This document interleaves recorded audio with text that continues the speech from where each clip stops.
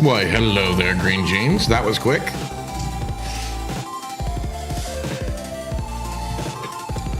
How are you this evening?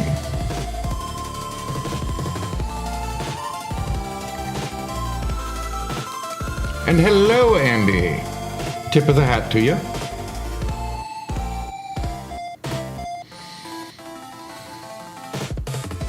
Cleaning for the trip? Nice. Oh, I'm sorry that you have a migraine again. That sucks. I hate those.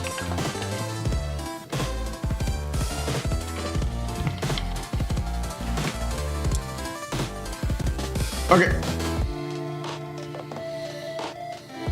I'm just gonna switch it over. No reason not to.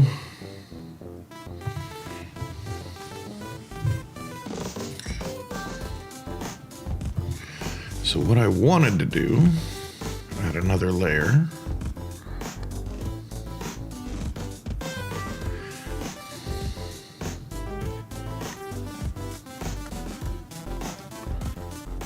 What? Oh, it's on erase. That's why.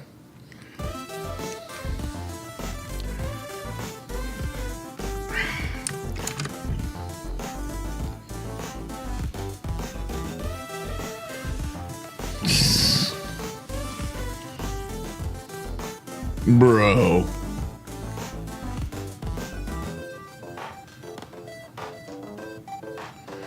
You excited, Green Jeans? Go on your trip.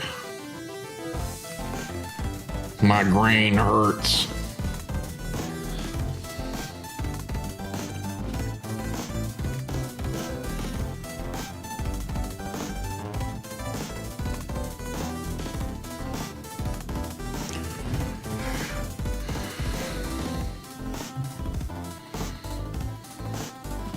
Yeah, that'll work. I think, anyway.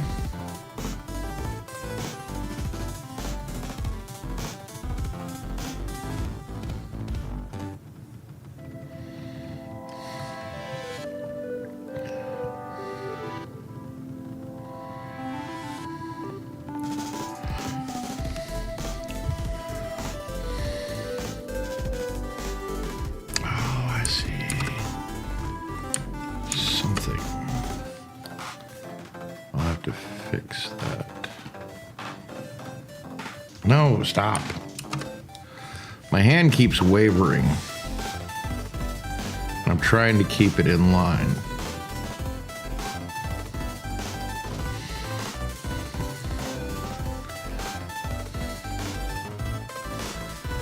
So, what's new, folks? Do you enjoy last night's conversation? Any thoughts on what I was talking about, or what Simply and I were talking about?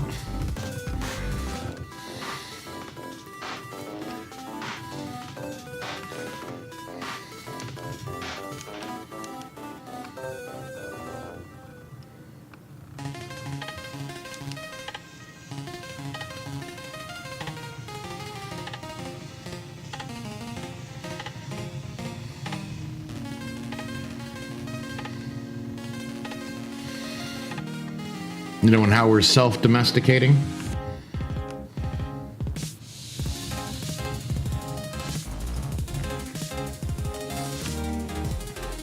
Oh my God. I do not miss not having upstairs neighbors.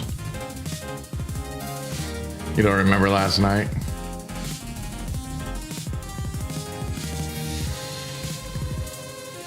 Well, basically what I was talking about was that we're kind of self-domesticating by using short-form media and allowing algorithms to choose what we watch. We're really just kind of domesticating ourselves to a machine.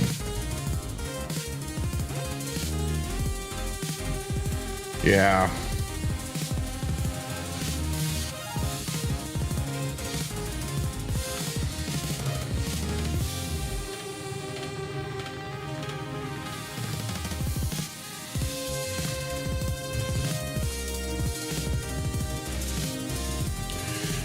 Yeah, I don't miss living in an apartment. I don't know if I could ever go back. And that's mainly because the last apartment I was in was so traumatic. My last run of neighbors were so bad. Like when I first moved in,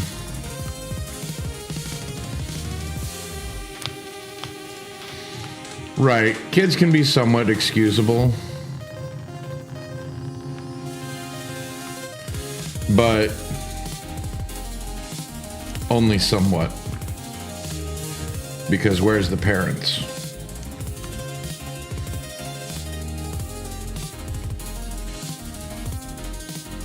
You know, again, we let, algorithms raise our kids. What do we expect out of them? And that's kind of my crux of the whole issue.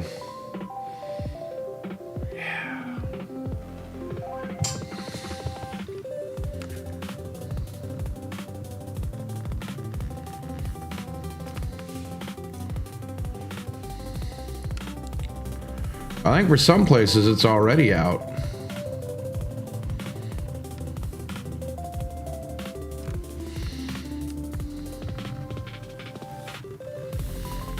I know my friends' kids are already out.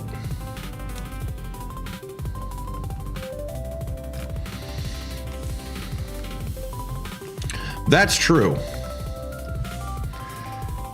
says the guy sitting in front of a screen drawing.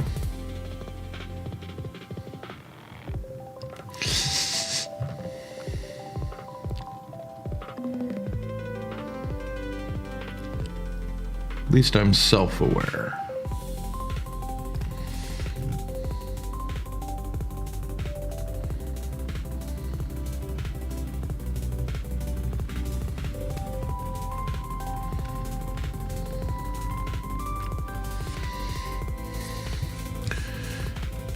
Now, basically what I was trying to talk about last night, the point I was trying to get across, is that we're self-domesticating even in the movie stars and actors we choose, because we're just making them look the same.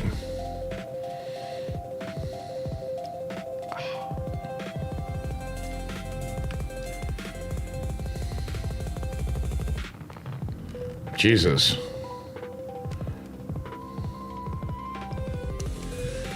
I always find that funny. Apartment complexes with playgrounds, offer, you pay more for the playground, or people are more likely to pay more for a playground. But then the damn kids don't even use it.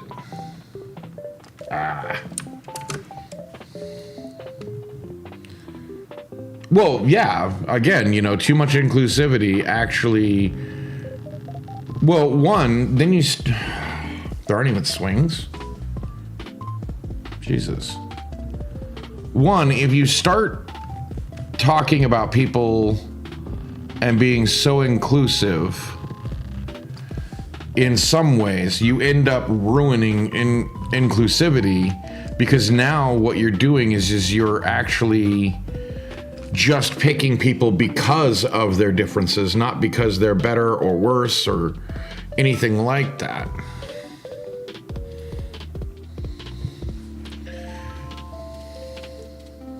Yeah, you're excluding others to be more inclusive.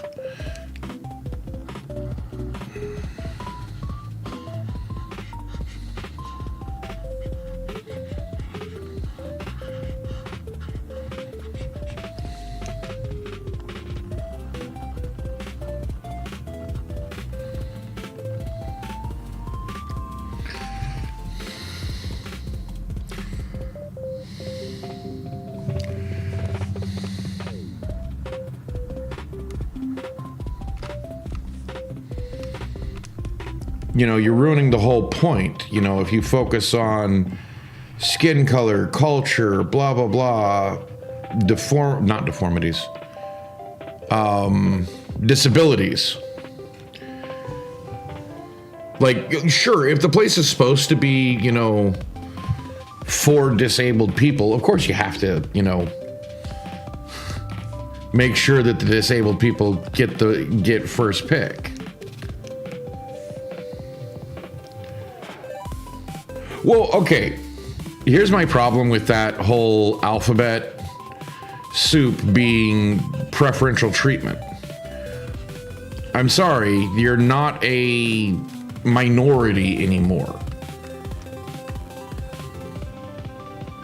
Like, you just want to be treated like normal people, right? Like I would.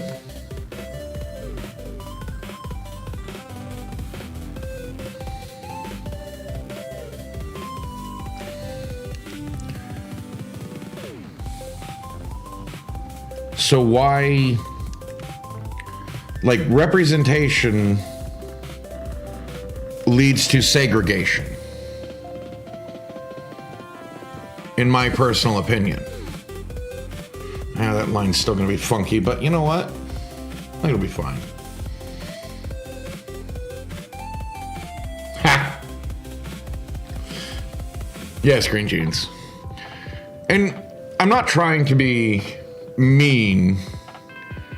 It's the fact of, if you try to be so inclusive, you become, well, like, I don't know how else to say it. You start to become reclusive, and you start making a lot more problems overall for your own side.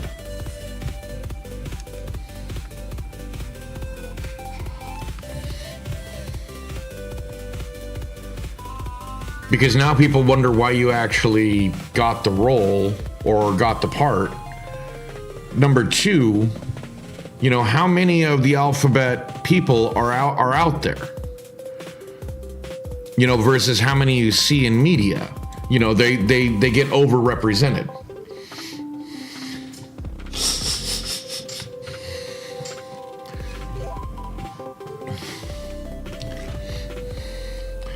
Thought I had alphabet soup once, just ended up being chicken noodle soup. I was wondering why it was all.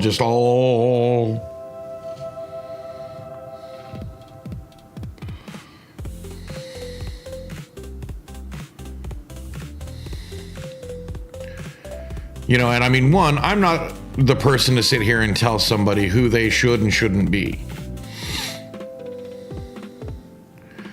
But I will complain when somebody gets a job that really shouldn't get a job over somebody that really could, just because they're part of a certain subsection.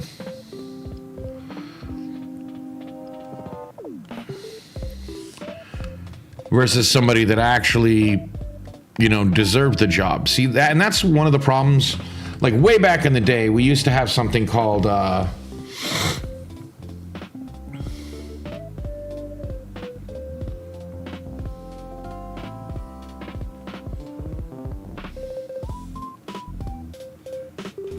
yeah, that's the problem, is that the other thing is that here's a little secret. Here is a big secret for anybody in media. The vast majority of people who buy movie tickets are white males. I'm just saying. Look at the statistics. The vast majority are white males.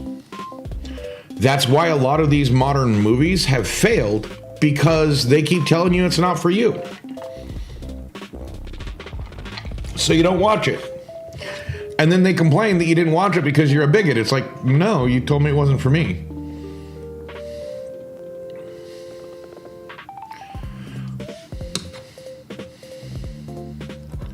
Well, who cares?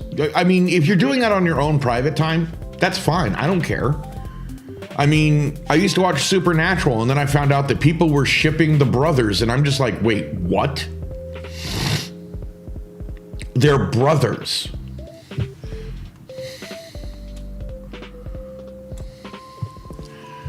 And people were shipping every character in there. Supernatural, there was a whole fandom around shipping Sam and Dean. The brothers. Well,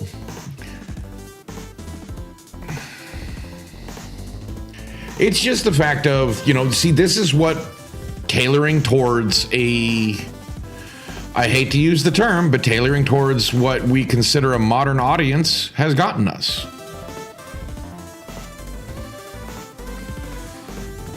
People who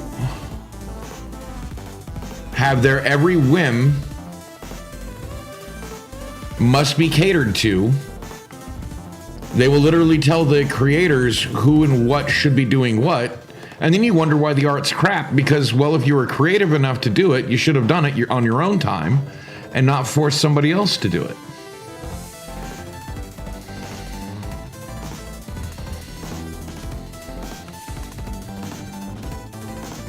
I just want to treat people like people. I don't think anybody should be forced into a narrative just because you have some checkbox to fill.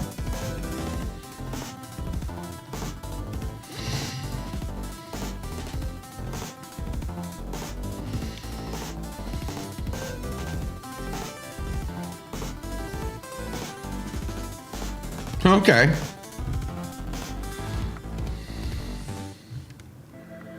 But yeah, the Embracer group, don't even get me started on them. And that's really, what's destroyed a lot is these mega conglomerate firms.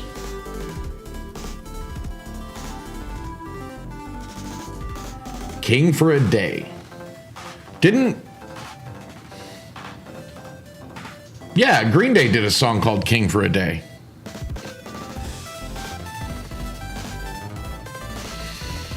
Sorry, I had to consult my memory banks.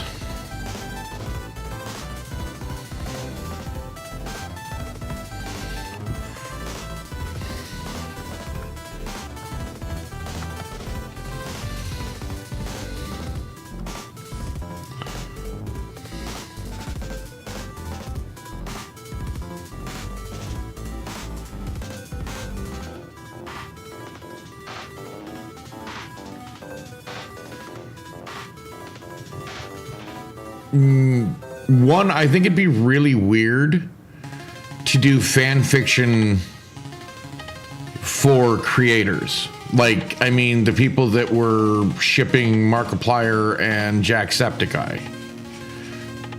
Literally ruining the collabs that they used to have because people couldn't keep it in their pants.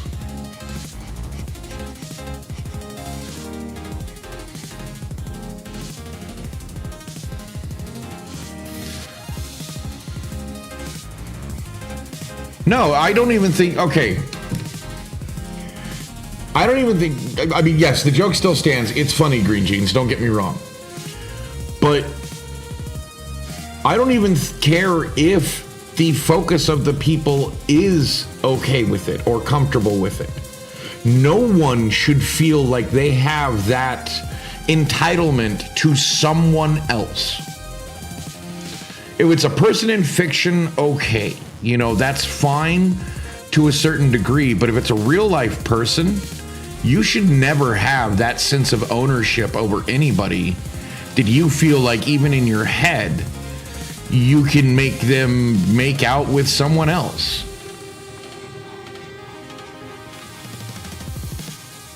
That is a sickness. That is something that something's wrong with you. Your fantasy world is blurring the lines of the real world. It's one thing to do it with fictional characters, but it's another thing to do that with real people.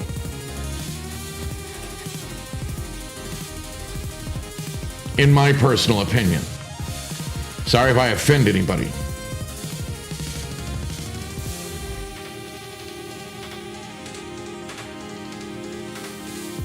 Well, Yeah, I mean, I agree, but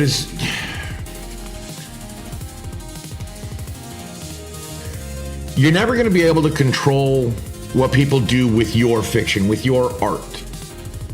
Like, that is something that you sign off on as soon as you make the art and put it out there for the rest of the world. You have now lost control of it. There is nothing you can do about it. You're not going to bring it back.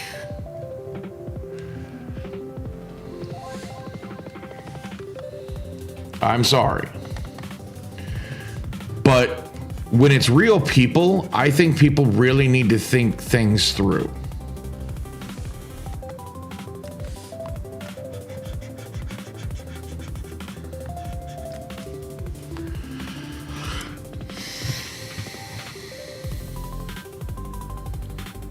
Is that doing anything?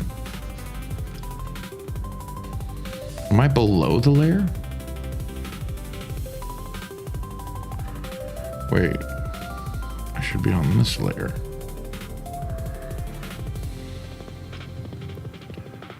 You know, now you guys got me talking again, and I don't mean to be, but one, fan fiction has always bothered me. If you're that good of a writer that other people are reading your stuff, go write your own stories.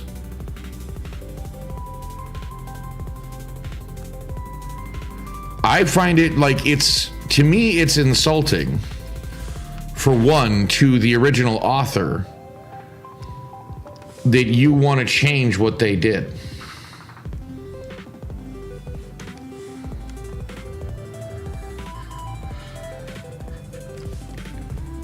Found $1. Things are looking up. And I realize that I'm treading dangerous ground by talking like that about, fan fiction, because fan fiction is extremely popular. That's fine. Have your own fan fiction. But if you're good enough that a bunch of people are reading it, go write your own story. I mean, really, if your only problem is coming up with good characters, that's fine. You can literally borrow from fiction. I mean, authors have been doing it forever. Take Fran Bow. I mean, it's obviously an Alice in Wonderland dark take, but they even put a new name to it.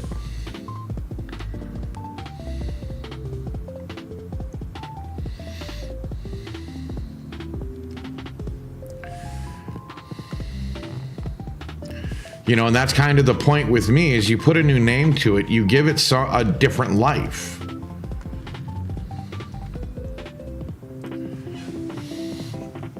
Sure.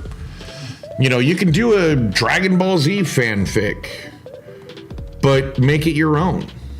I mean, isn't that where some of the... What was it that... Oh, that's right. 50 Shades of Grey was a fanfic of Twilight, but they changed it all up because basically it worked better that way, for legally distinct reasons.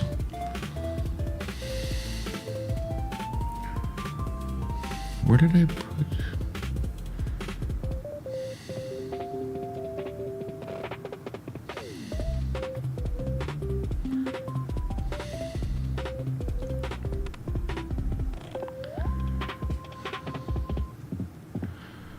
I thought I did stuff inside here. Whatever.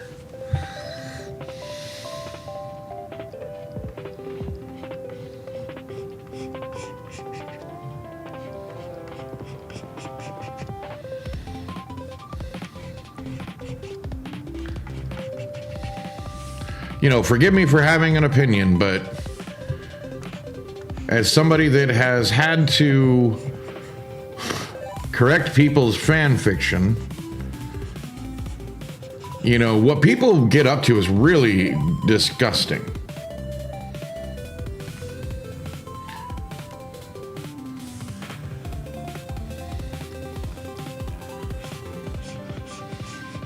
Well, Green Jeans, it's different when you're doing like a tabletop or LARP game, because you're giving agency to the players.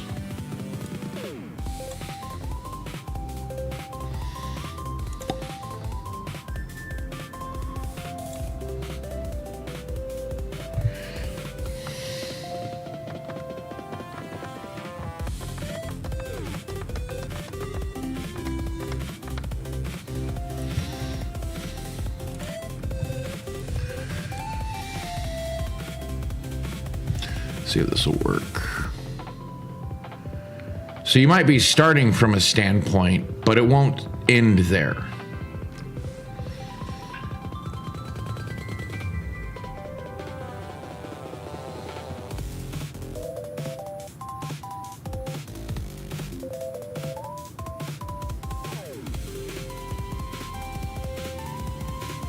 Okay, see, what I'm talking about in fanfic, I'm not talking about when you make up your own character who just happens to be existing in that world. I'm talking about when they take, you know, Harry Potter and Hermione and ship them. You know, when you take canon characters that have a canon arc, and you're pushing your narrative on the author. Like, you want to put your own character in the middle of it? That's not fanfic. That's living in the world.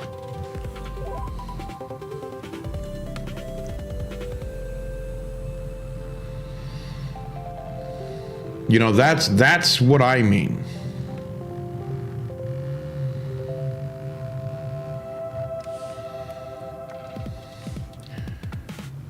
You know, that's just an AU.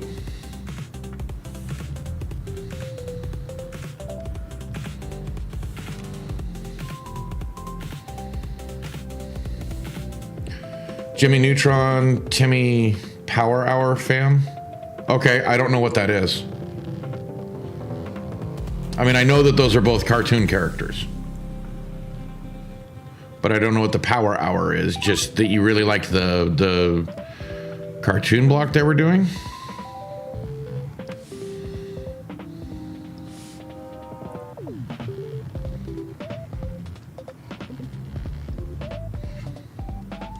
Ultimate Smash Up.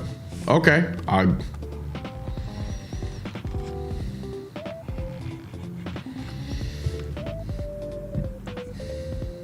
Oh, okay. Well, and that's fine to me.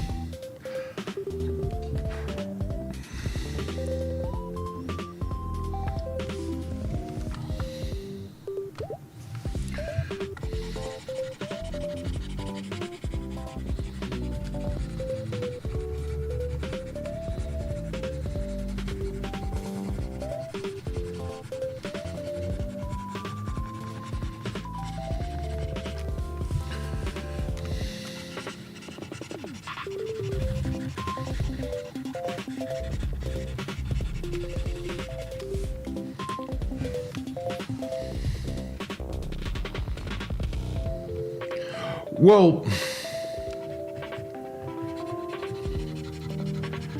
to me, that's kind of the idea of, you know, these people who want to shift realities. They just don't want to live in their reality.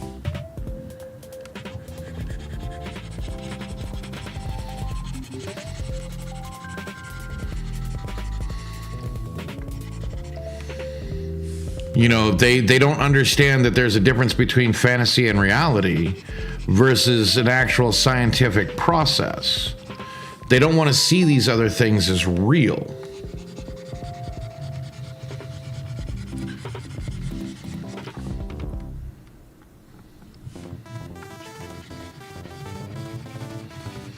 They just want these things to be there for their amusement, not have their own life.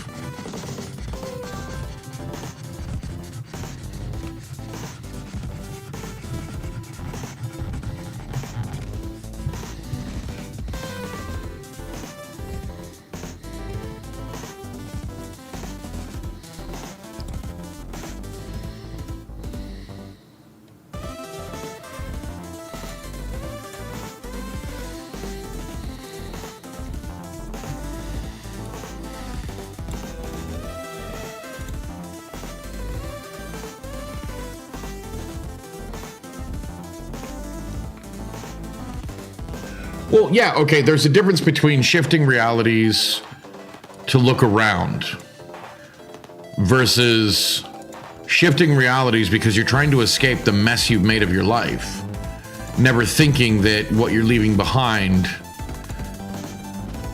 is kind of a testament to who you are.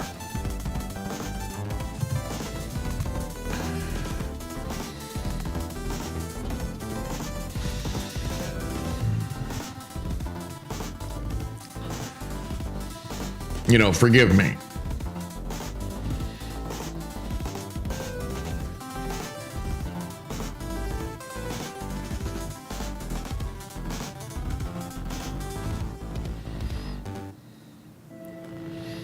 You know, and I especially dislike the people that will tell you that you have no right to tell them what they can and can't do when it infringes upon someone else's copyright, so to speak.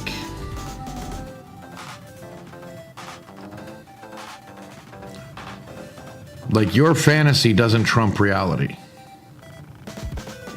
Sorry. And I think that's something that we have a big problem with nowadays, is that people don't really understand the reality.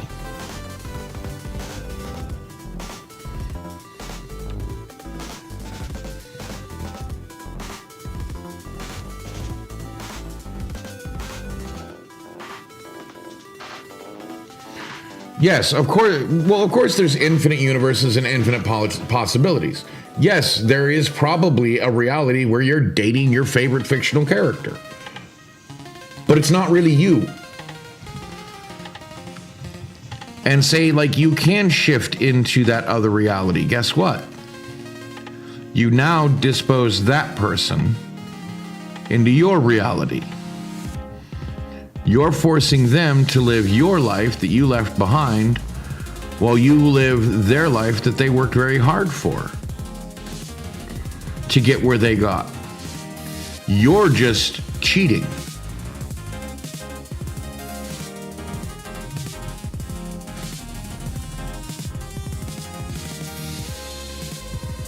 Hey, you. You know, I mean, and that's my personal feelings on it.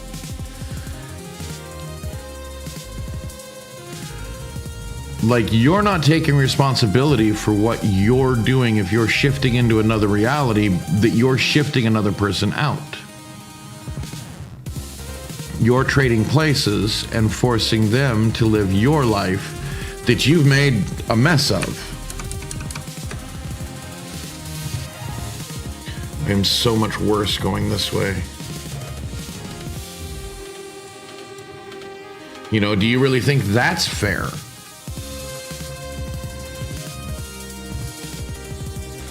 Like, I shift into a reality where I'm Superman and force Superman to live in my body. Yeah, that's not fair.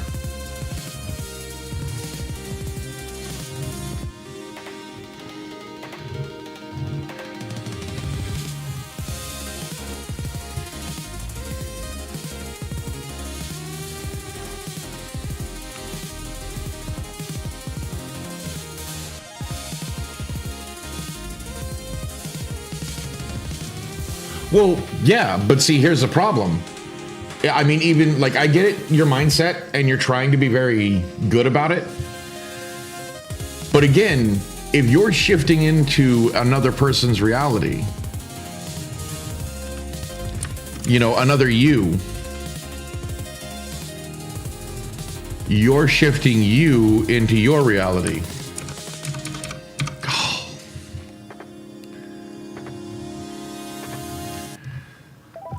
And you really have to think about why you're shifting.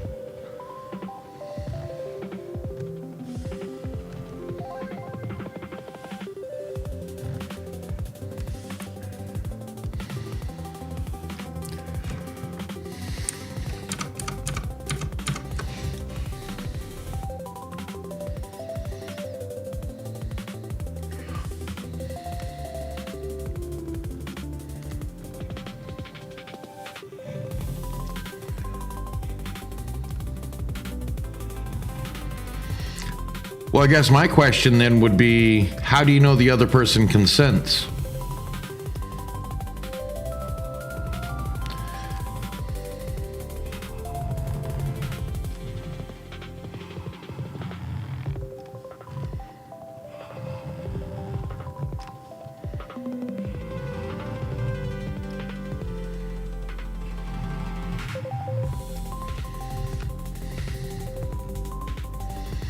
Okay.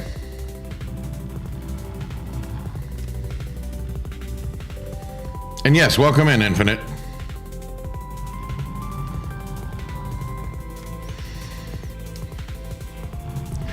I don't know. I understand what you're saying, Andy, but I don't know how much that could hold. Oh my God.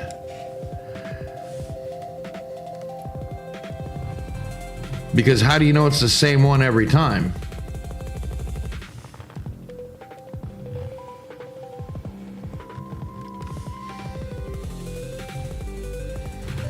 Like, again, with infinite realities,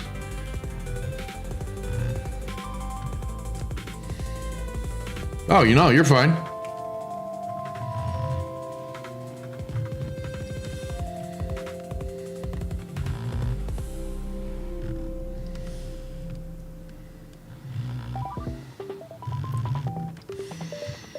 You know, I'm not trying to question you.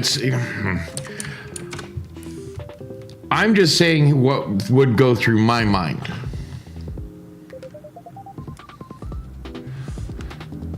See, but I that's my problem is I think they are completely infinite. Like, there really is. So even getting a decimal point wrong, so to speak, you're not dealing with the same person. Is that close enough? They're not quite the same angle, but I'll deal. I like it.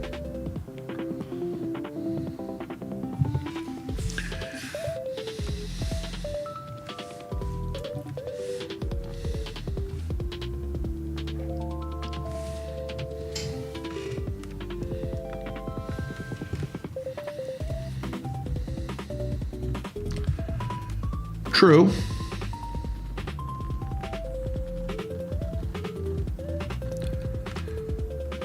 Like, and that's fine if you trust them. But I don't know. Me, it's too much power. You're giving them too much power, and they're giving you too much power. It's literally an imbalance, and I just feel that makes for a lot of problems.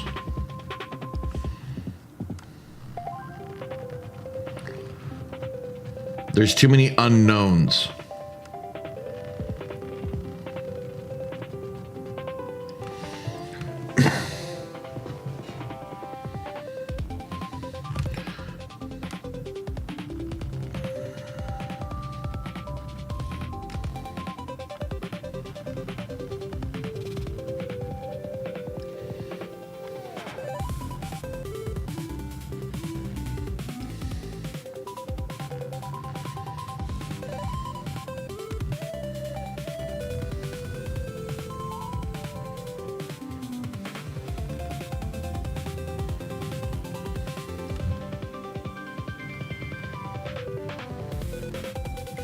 I mean, especially when you think about the whole spiritual side of things, it's like, what if that's not really another you? What if that's something mimicking it was you, and it's really like a negative entity, like what most people would consider a demon, and it's just waiting for a chance to take over, and you find out too late you've made a dark bargain.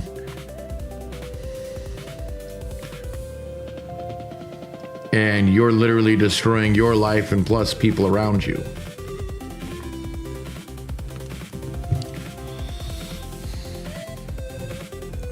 Oh, yeah, exactly. I mean, I understand that, but what if that's, like what I said, you know, what if that's the problem is they're not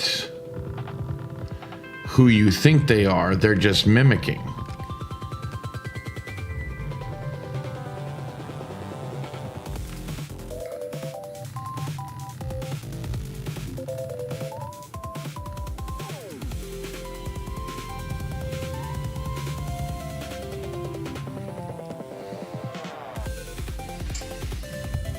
Yeah, true.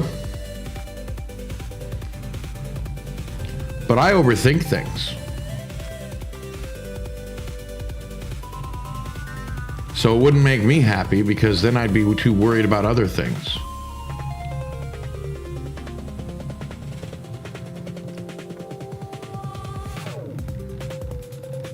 What if I end up like the people in the movie we watched tonight? Locked in a room against my will because I trusted somebody I shouldn't have.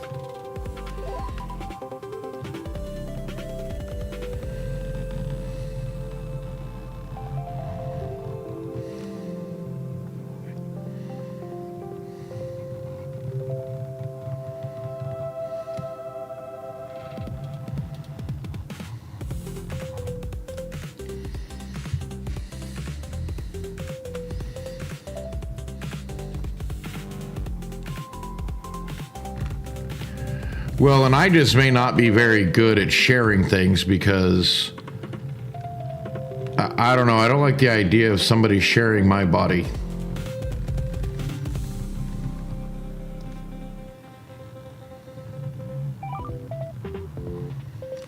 Or even my life, or even the appearance of it. It's my life, warts and all. I did what I did. I'm not going to let anybody else do anything for me, nor take responsibility for me.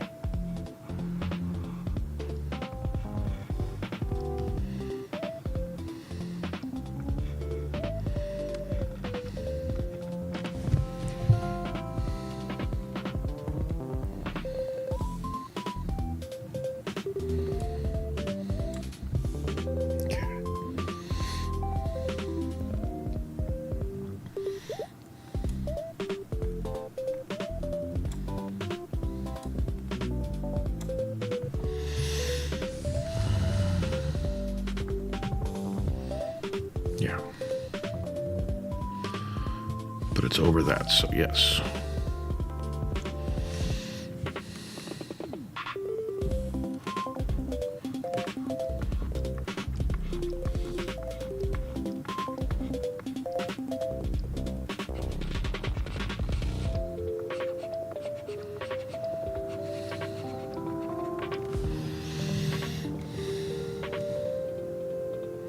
Can you even see it?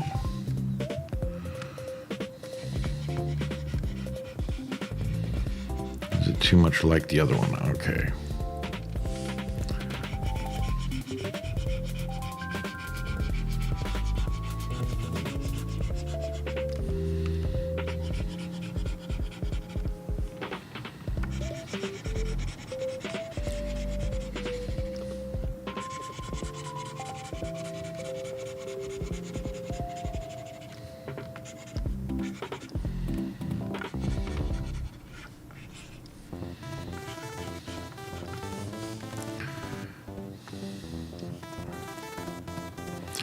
But anyway, how's everybody's night going?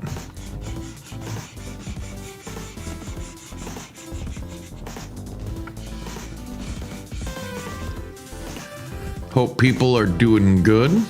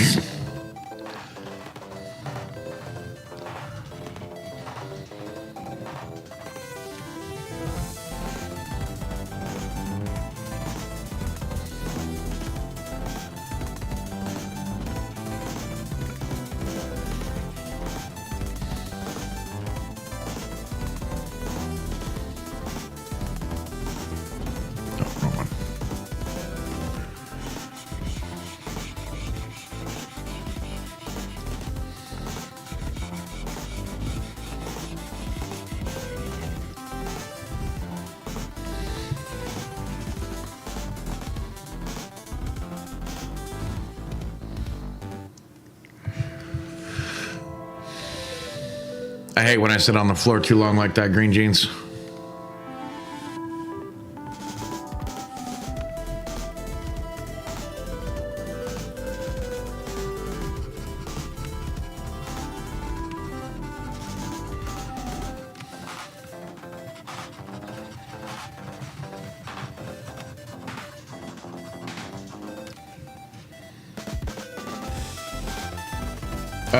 Yeah, I know what the gate tag program is.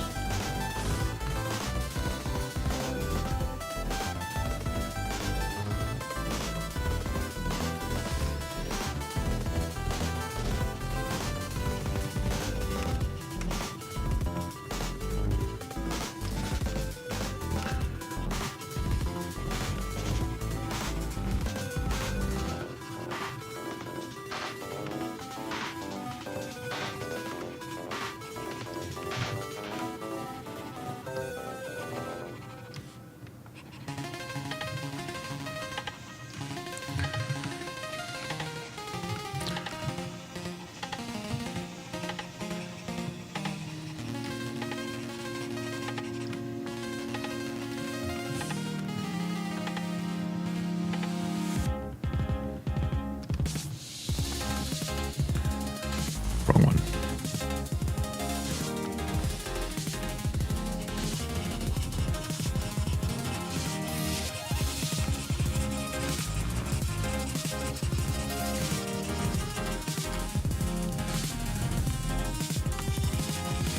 Yeah, I think they were doing stuff like that at my school when I was a kid.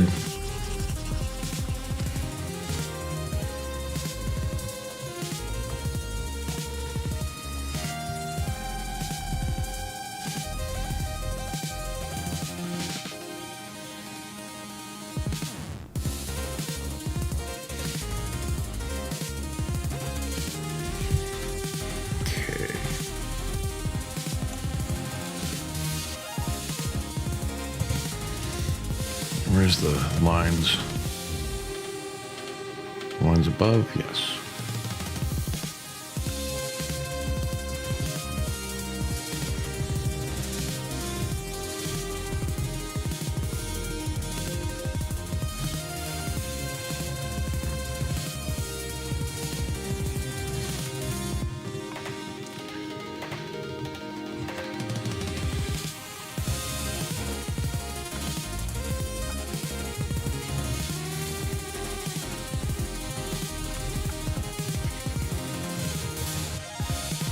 Probably one of the reasons why I'm very guarded about what happens with my internal world.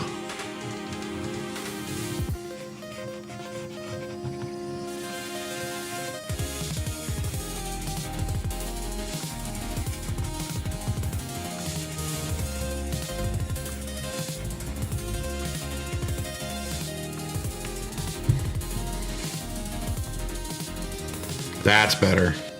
What do we think? Does that look better? Does that look like a light shine on the side? I think I still need to do a little bit more.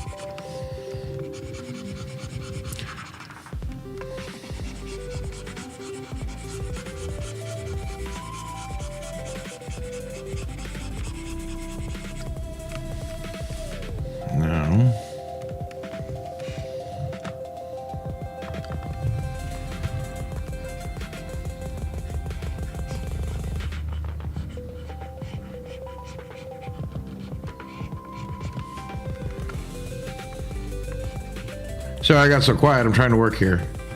Trying to think about what I'm doing before I, do something irreparable. Where I have to start all over.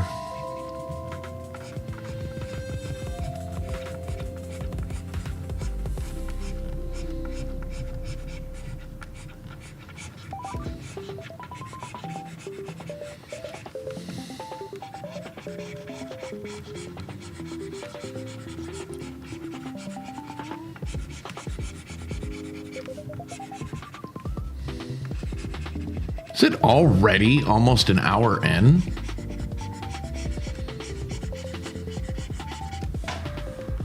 Son of a gun.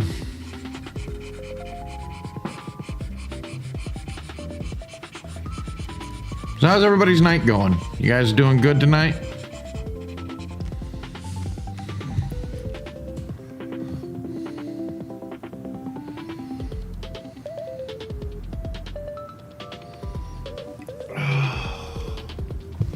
Why does this feel wrong somehow?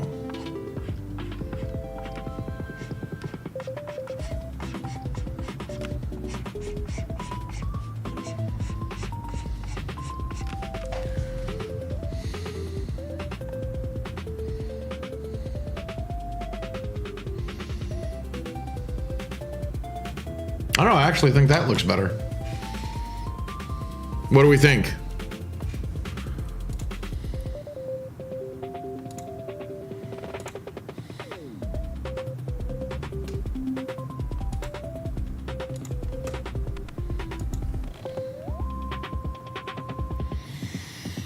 I think these need to be blended just a bit.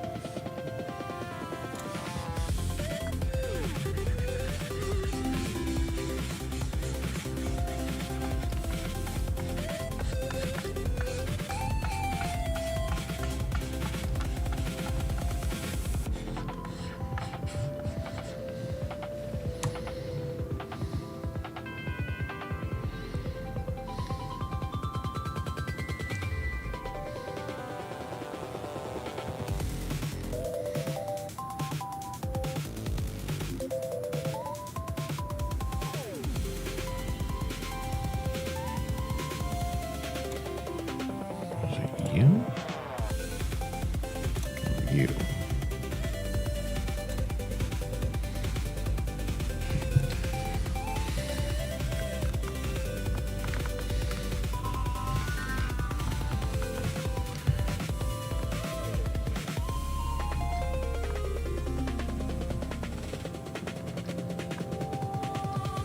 Didn't mean to chase everybody off.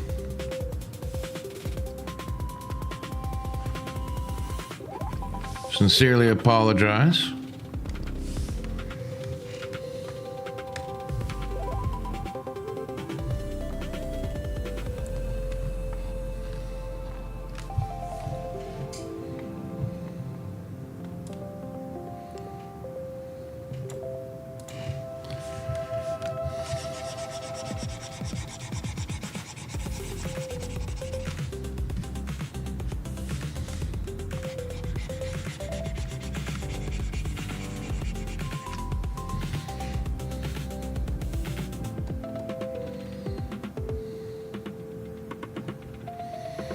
Okay, I'm gonna go take a quick fiber. I'll be right back.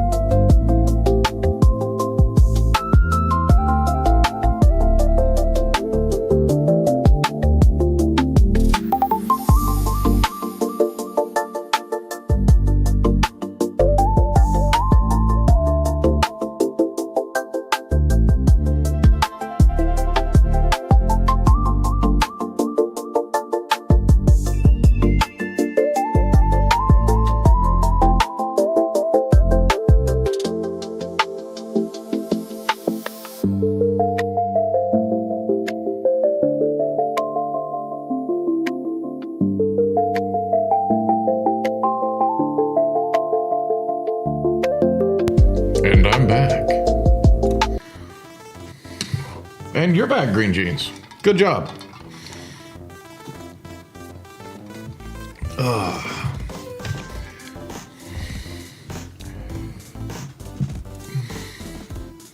What do we think? We think this is looking good?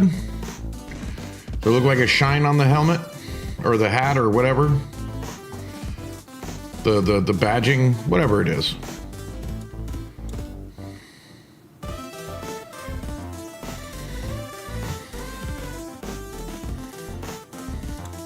Yeah, I want underneath about this color.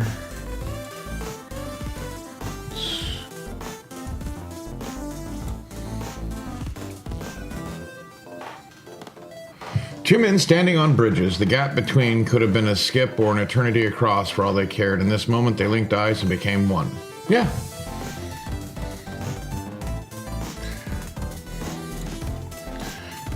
Not super sure what you're referring to, but I'll take it. Because it sounds cool.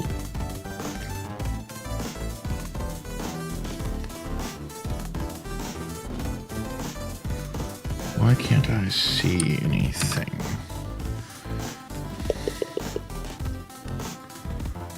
Move it up.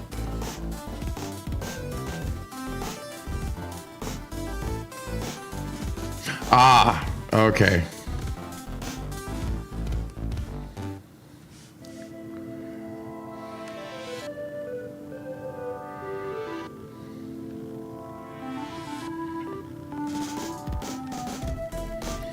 That makes more sense.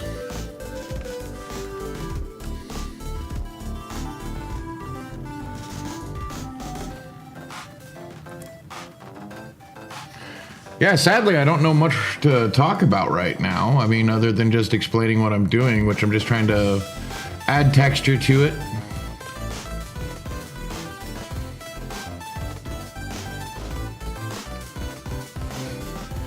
Yes, that's exactly it.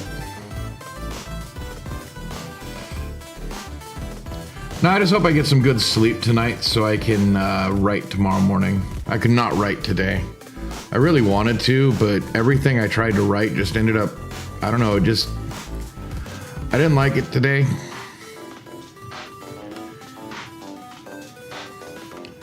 I mean, I still wrote like 2,000 words. I didn't keep any of them, but I wrote like 2,000 words. I did manage to work on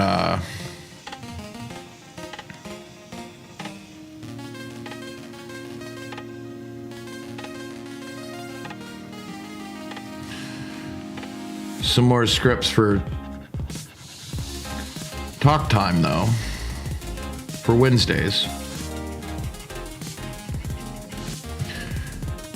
I think I'm adopting, well, not I think, I'm going to be adopting some of the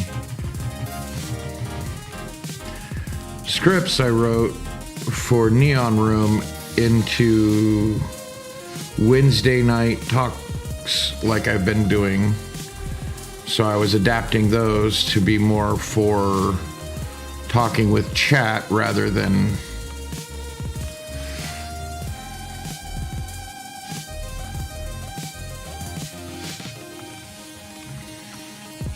I don't know. I think I'm only going to end up going 2 hours tonight. I'm starting to get a headache.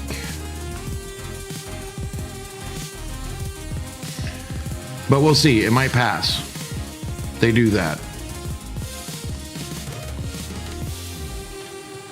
Or, you know, drawing may actually be helping me, so...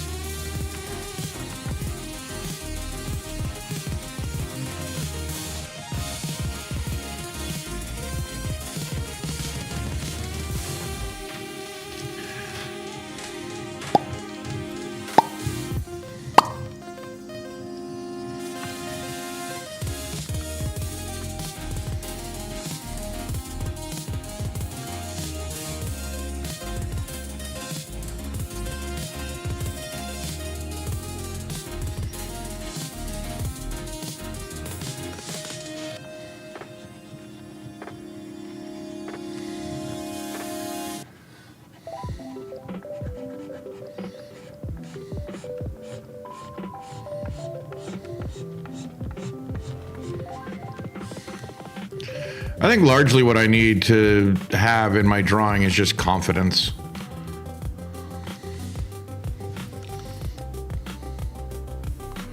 Though the city is powered by hydrology, there is a muggy fog over this city. My city, and I ain't holding a breath for a miracle.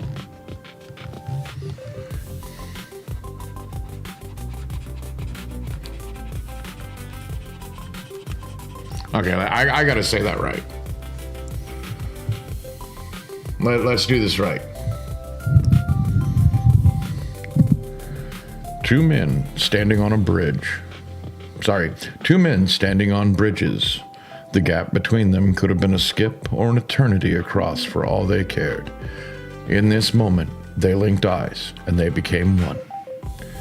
Each block, it's a story.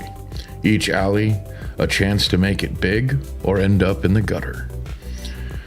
Though the city is powered by hydrology, there is a muggy fog over this city, my city, and I ain't holding my breath for a miracle. I don't know, Green Jeans, what do you think? Did I do it right? Did that make it sound good?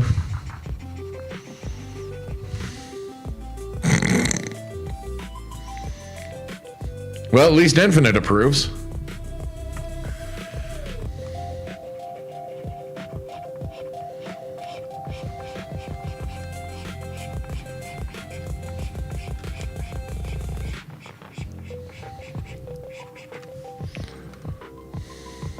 Oh yeah, Noir? Here, I'll give a teaser for next week's. Gotta find the script. See what you guys think of it.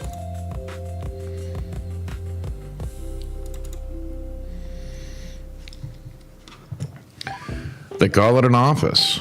That's generous. I push the door open and step into nothing. No desk, no chair, no walls worth mentioning. Just a volume of stale air hanging in the neon haze outside the windowless frame. The city hums beyond it. Power lines, traffic grids, 1,000 conversations bleeding through the fog like cigarette smoke through a cracked window. The door seals behind me. Lights. The air listens. A soft glow blooms overhead. No bulbs, no fixtures, just illumination. Perfectly even, like the room decided to remember itself. The fog stirs, subtle as breath on cold glass. I work my fingers under my collar and exhale. Desk. Again, the air listens. 12 million tiny hands reach for each other. The air thickens, crystallizes. A surface grows out of nothing. Clean lines, matte black, scarred just enough to look honest. My desk knows better than to pretend it's new. Chair. It slides into place behind it, already angled just right. Knows how I sit, knows how long I stay. I don't thank it. Never thank the fog. Makes it feel like a person. I walk around the desk, footsteps muted as the floor firmed up under my weight, and drop into the chair. Catches me gently. Too gently for a man who's been dropped harder by better things. The city keeps buzzing. Somewhere, someone's getting rich. Somewhere else, someone's getting buried. I rub my eyes, computer, and the air is still listening. Always listening. The desk ripples. A screen rises from the surface. Seamless, pale blue light cutting through the gloom. No keyboard, no mouse, just a quiet waiting. Like it wants to be needed. Angel. The voice neutral, polite enough to be insulting. Nickel. Sorry, Angel. The voice neutral, polite enough to be insulting. Nickel. Private investigations, outstanding invoices, 17. Story of my life. The screen fills with faces, missing persons, corporate ghosts, people who slipped through the cracks wide enough to swallow a city and never made a sound on the way down. I tap one file, then another. Dead ends stacked on dead ends, like the city's favorite joke. The fog hums softly beneath me, adjusting pressure, redistributing my weight. It's good at that. Better than most partners I've had. Pull the footage again. Dock cameras. 48th and Lark, 3 weeks ago. The screen flickers, plays, pause, plays again. Same blur, same missing 5 seconds. Same gap where answers should be. I lean back, the chair leans with me, supportive, patient, too patient. Enhance, I say, knowing how stupid it sounds. The computer does it anyway, always does. Nothing new. Another dead end. I stare at the screen until it stares back. Reflections layered over reflections. Me, the data, the glow of a city that never shuts its eyes. Clear. The screen dissolves back into the desk, gone like it was never there. I sit there a while, long enough for the fog to notice, long enough for it to ask. Without words, just a nudge. What I need next. I don't answer, not right away. Shoulders ache, heads full of rain that never falls. Somewhere between the alley and the data trails, I lost the thread. And I'm starting to think it never wanted to be found. Change it. The desk softens, edges rounding, sinking slowly. The chair loosens its grip, stretching out, unfolding. The room exhales as furniture forgets what it's supposed to be. A bed forms where a desk once stood, low, simple, waiting. I stand, jacket still on, shoes still scuffed with yesterday's mistakes. I lie down anyway. The fog rises to meet me, cradling instead of supporting, now firm enough to hold me, soft enough to let me pretend. My clothes dissolve into sheets and a blanket. The lights dim without being asked. Another dead end, I say to the ceiling. The ceiling doesn't answer. Fog doesn't either. But it holds, and for now, that's enough.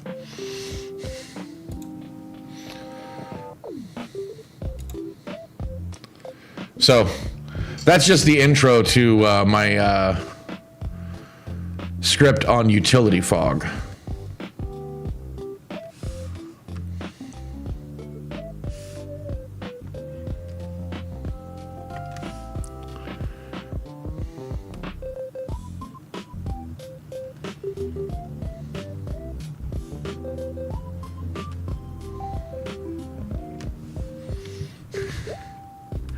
I thought I did pretty good writing that. And that's perfectly fine, Infinite. I get the emotes. Unless they're being sarcastic, and then, well, you know, I deserve this.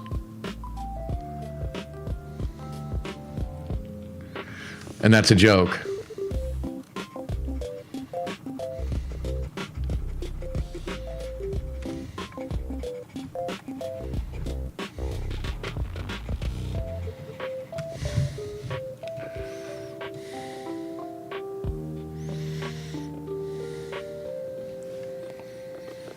Heavy sarcasm. Hey, I'm just trying my best to, you know, make it interesting for people. But yeah, the next Fireside Chat's going to be about a conspiracy theory called utility fog, which is theoretically possible.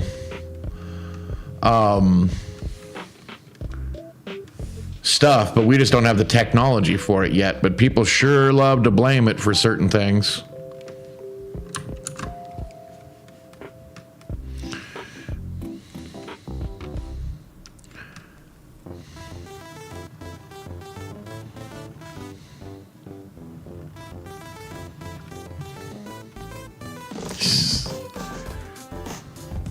Yeah, I was spending some time converting video ideas for Neon Room into chat bullet point notes. And I tried to do notes on my narrative, and I just realized why. Like, just leave the narrative there. Because I was going to open each video with, like, this, like, short little story to introduce the concept of what I'm talking about. You know, a little fictionalized narrative for fun. I thought people might like that, you know, give it my own little spin.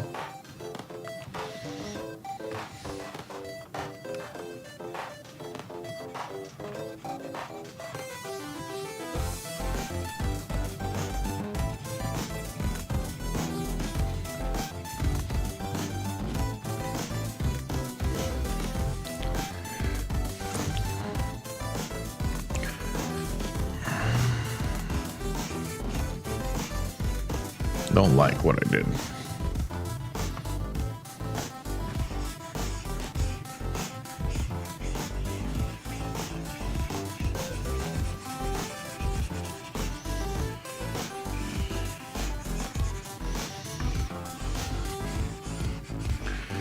You know, everybody's got their own little thing they do. You know, way they do their thing. And I'm just trying to find mine. Yeah, that's the right one. Yeah.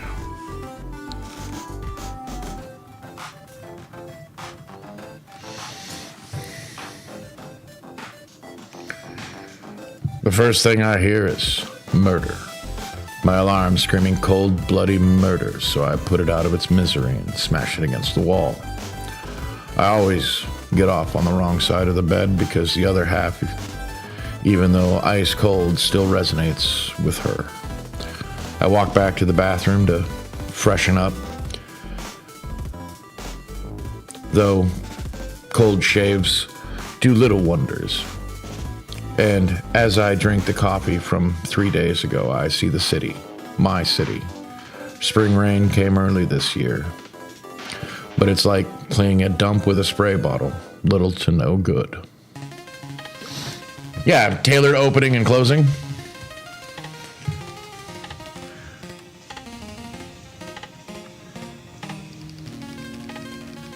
You know, still working on trying to find my voice amongst the noise, you know?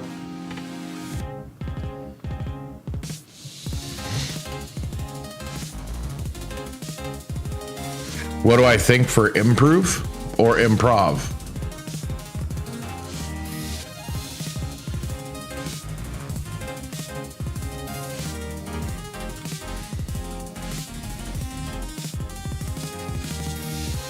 Well, most of my life is improv. I hardly ever know what I'm doing.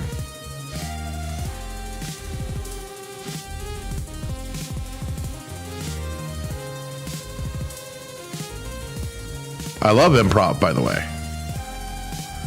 I mean, one of my favorite shows growing up, which tells you how long this show has been going on, was Whose Line Is It Anyway?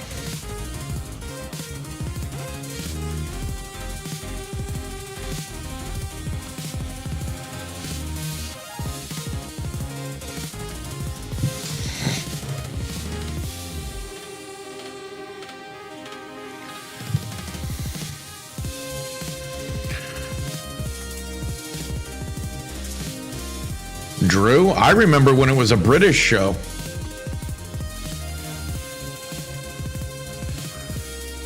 Like, I used to watch on, I don't remember what channel it was.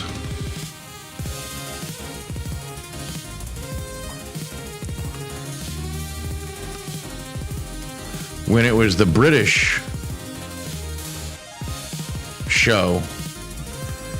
And yet most of the guys that we watch today were still on it. Although, I mean, shoot, I've seen the episodes with some high-end comedians on it. Like Robin Williams has done an episode of Whose Line.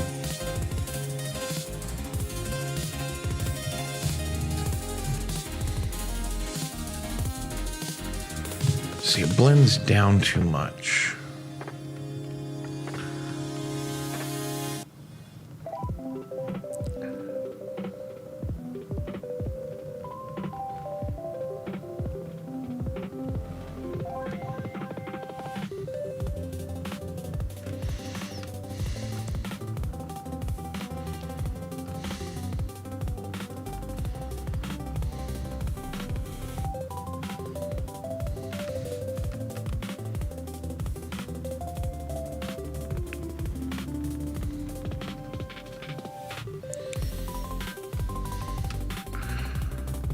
Drew was good. I think Aisha Tyler was pretty good on it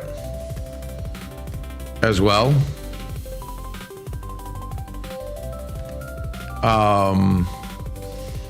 But the old British dude was probably still my favorite.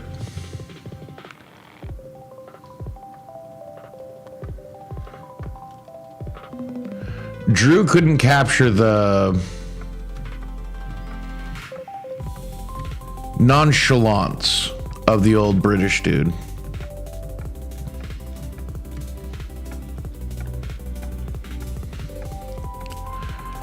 Like, that dude just didn't give two wits about what they were saying, whether about him or not. He hardly ever cracked a smile. He was so straight-faced that them trying to make jokes about him ended up him making them the butt of their own joke. It was hilarious to watch.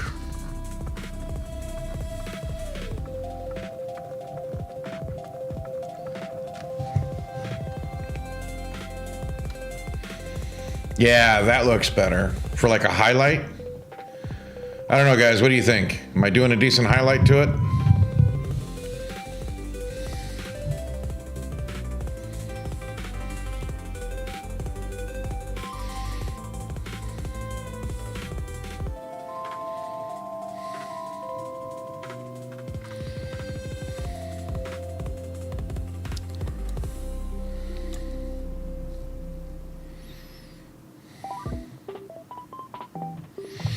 Now this side is going to be the reverse.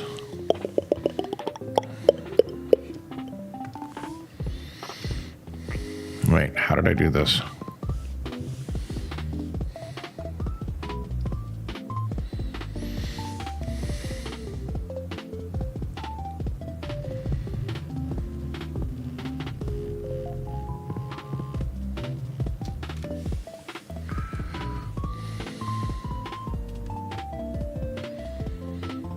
And this one should be actually easier.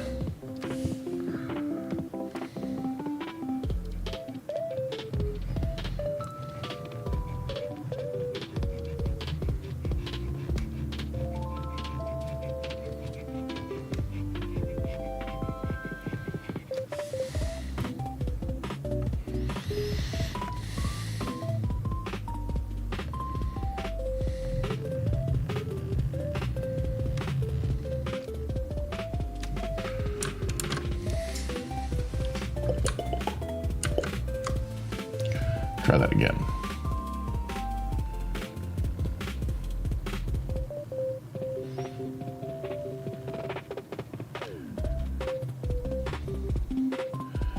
Think Andy's migraine chased her off.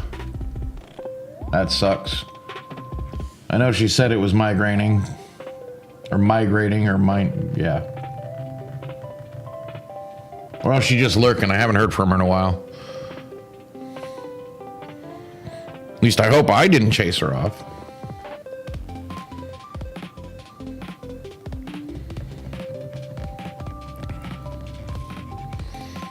But she should know by now I'll speak my mind on things. I'll try to be nice about it.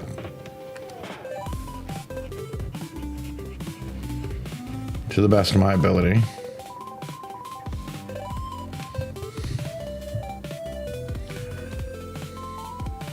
Yeah.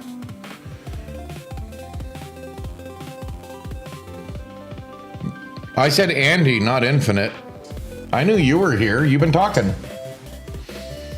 I was meaning Andy. I was curious if I had chased Andy off.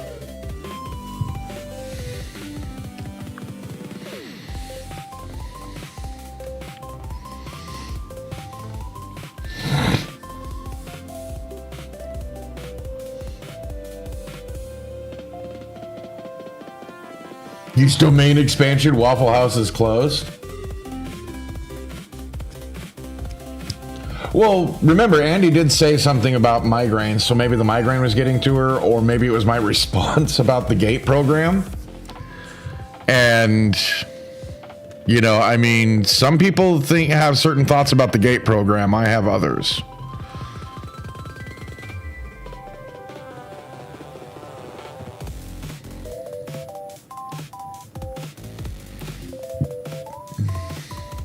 But I'm hoping I didn't chase her off. I'm not sure how to put this, but, you know, I hope it wasn't me being me.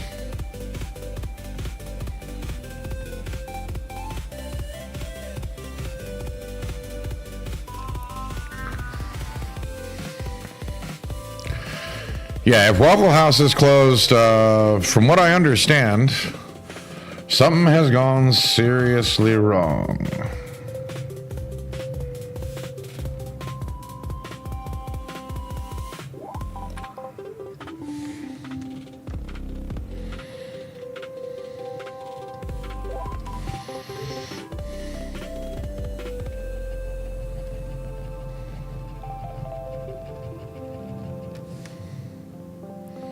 Right? I used to say that about Denny's, but Denny's actually started closing, so.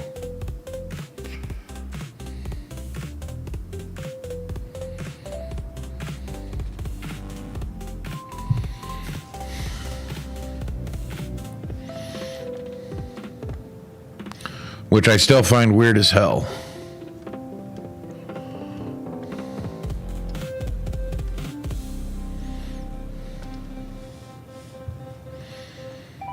The Denny's started closing.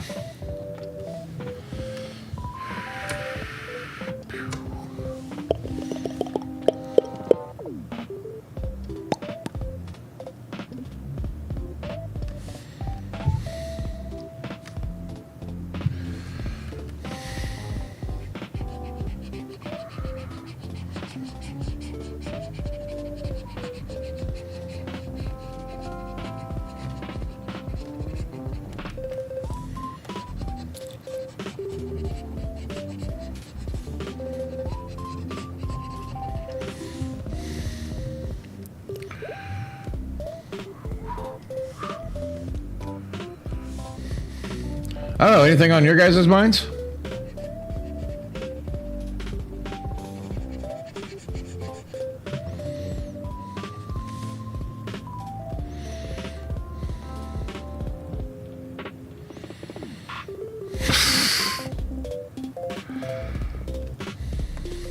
Right? I miss the 24-hour world.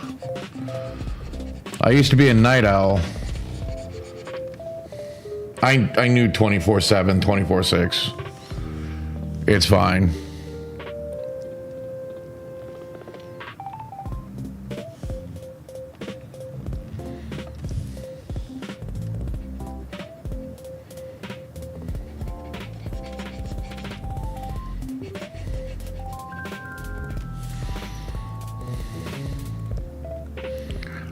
I knew what you meant.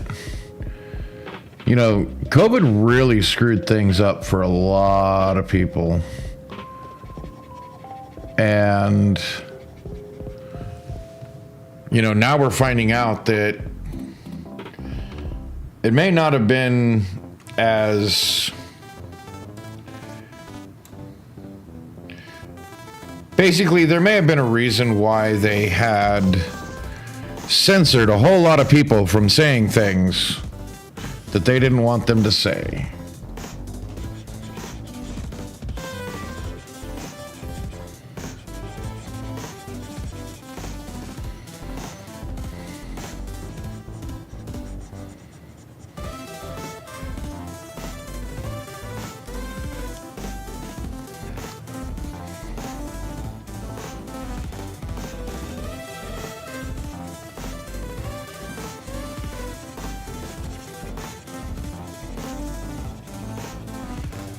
Let's just say people followed the money.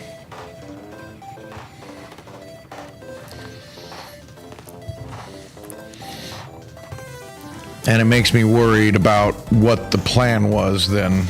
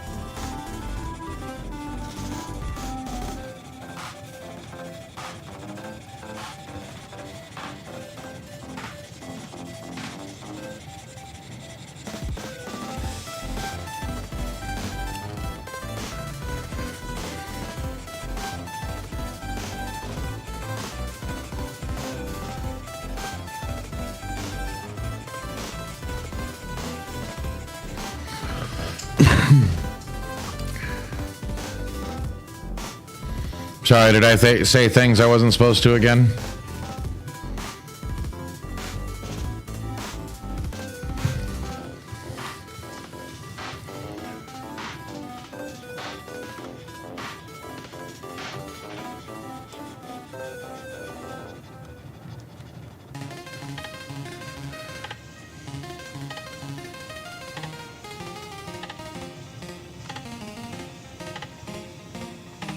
Lurking while cleaning.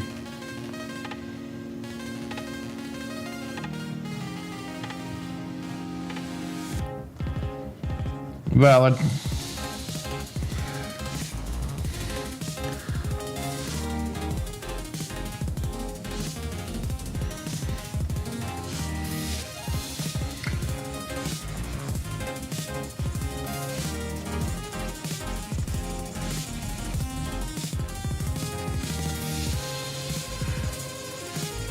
No, it's just, it was funny that, you know, when somebody tracked the money and where it went to,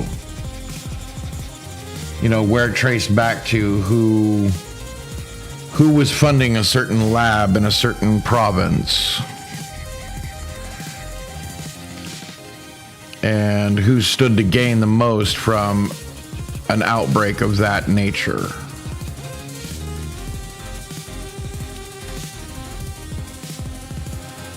Oh, yeah, go right ahead. Saves me from putting my foot further in my mouth.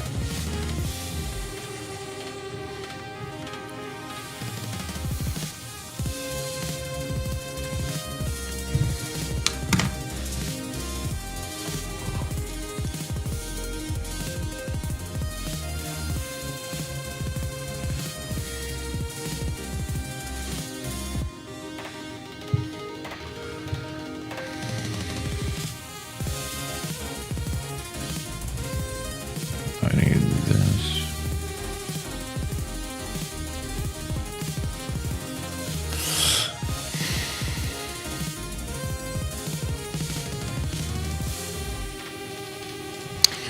I have always found, and keep in mind this is coming from me, you know, so if I'm going to give somebody advice, you know, firm advice, I generally just say it out there. Because I've found that beating around the bush doesn't do much good at all. Now, don't be like super mean, you know, it's like, you know, like, oh, you know, like, well, okay, take me, you know, it's like, oh, you'll never learn how to draw.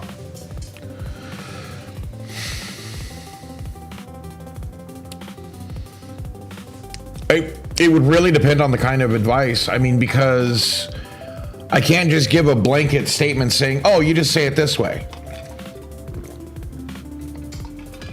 You know, because, I mean, if it's about their performance in bed versus their performance in the kitchen, you put these in different ways. They require different levels of tact. But firm yet polite. Like, look, I'm not trying to offend you. Yes, I'm just saying that the different levels of how you put information. I wasn't, okay. In the bedroom, I was meaning one way. Yeah, beating around the bush squashes the berries or opportunity. So like with me and my, you know, art.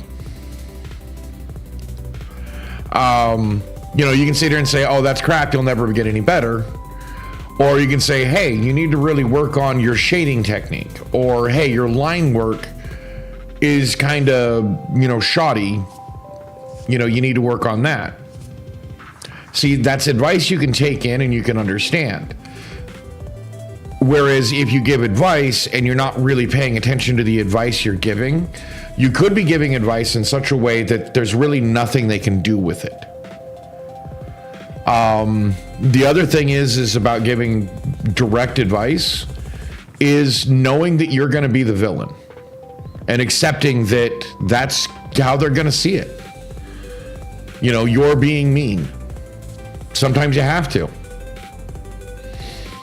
If the advice is worth giving,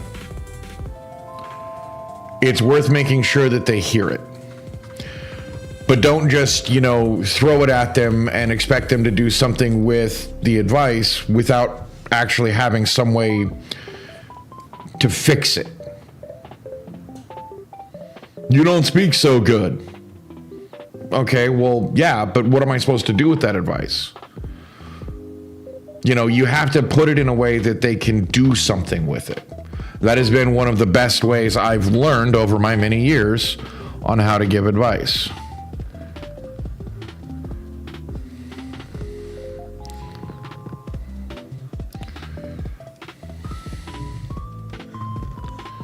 So what do you need to tell me, Infinite? What am I doing wrong?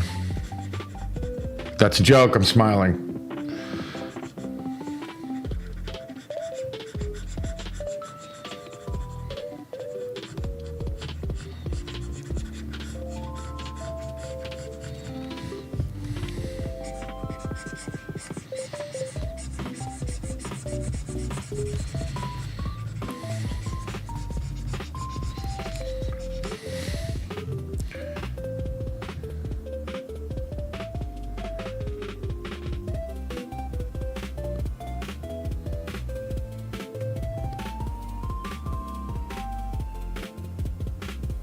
A mutual friend of ours is being given what they need to hear, yet still diplomatic.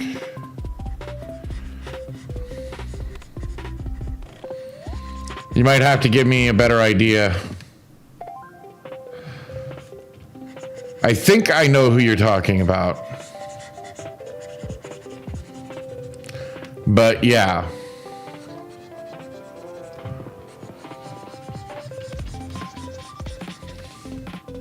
Yeah, no, I get it.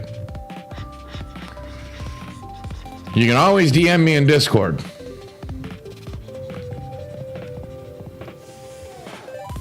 Or maybe it's just something you can't say. If it's who I was thinking of, it wouldn't be that big of a deal if you DM'd me.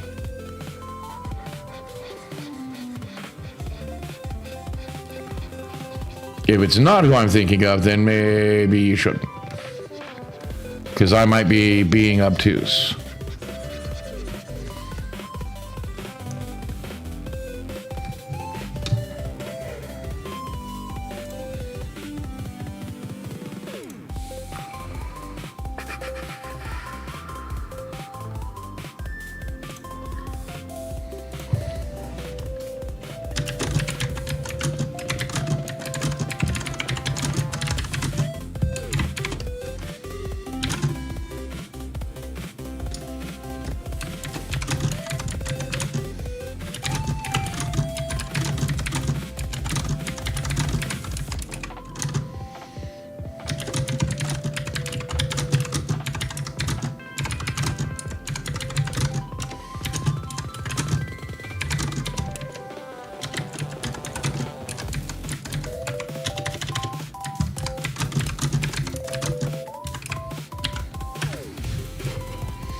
And if I'm off base, I'm off base. But that's who instantly came to mind to me.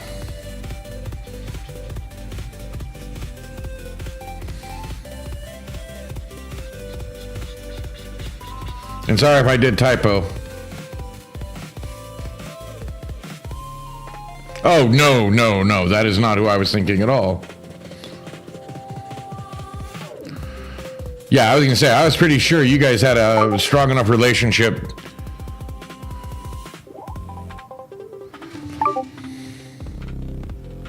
Oh, okay. Oh, then I don't know. I literally have no idea.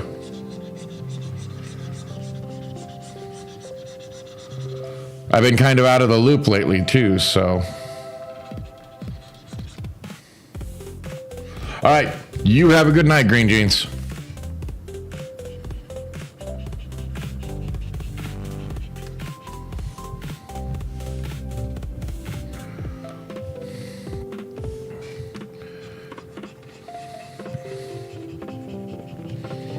And a big trip coming up.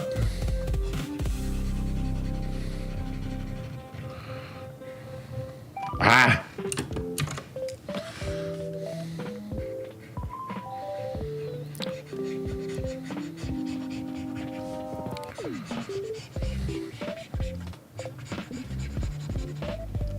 Is there something I'm missing?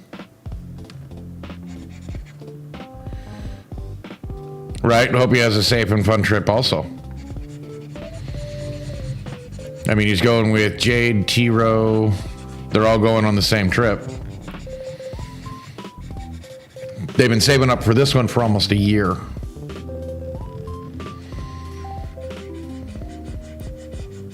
Like, it's been a year in planning.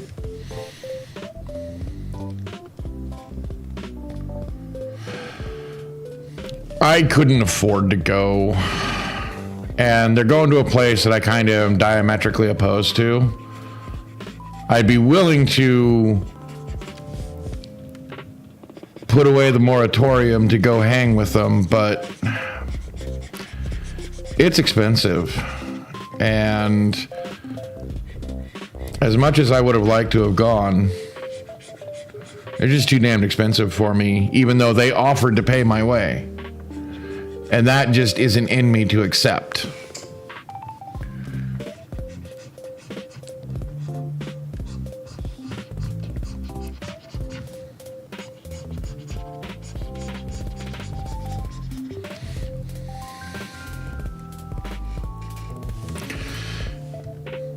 You know, I mean, I really appreciate that, you know, they feel that way, but on the nose.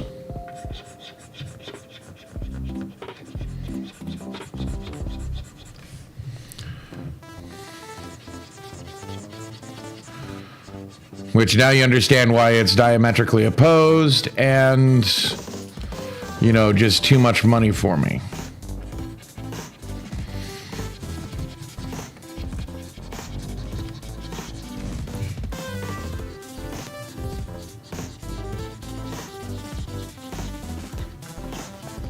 I don't even know if this is looking good.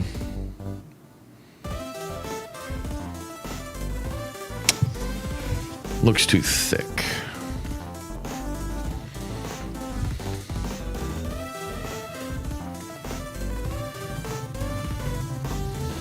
Now you got me like really thinking about what I've missed. You know, in conversations with someone that, right. Oh, I know I'm my harshest critic.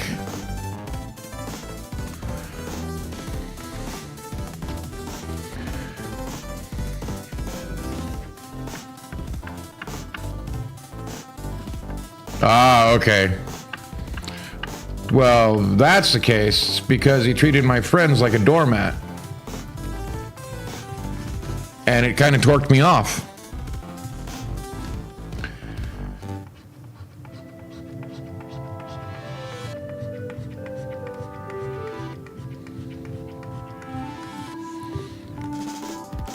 But I don't know if they're in the place to really understand why it torqued me off so much.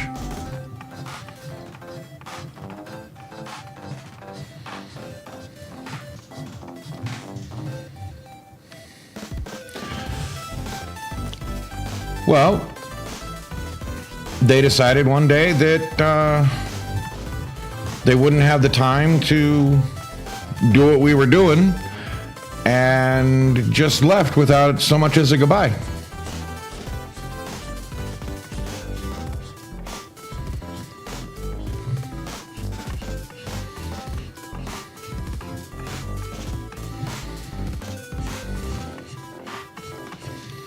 Just straight up dipped, and that felt bad. Well, yeah, no, I won't. Me personally, I think that particular person as much as I would like to, right, help them, they don't want it.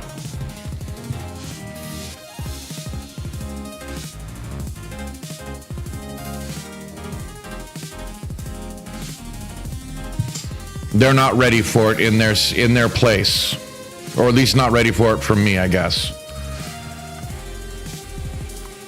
But remember, I'm willing to be the villain if it makes somebody better.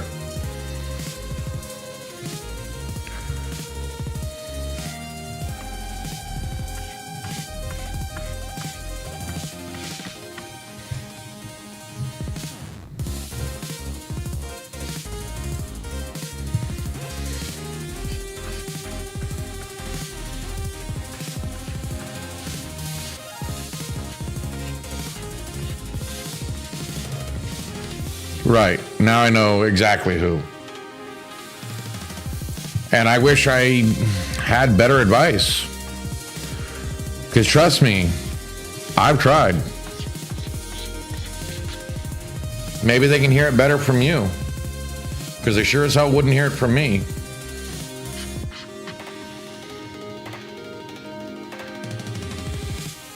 Pissed them off on more than one occasion.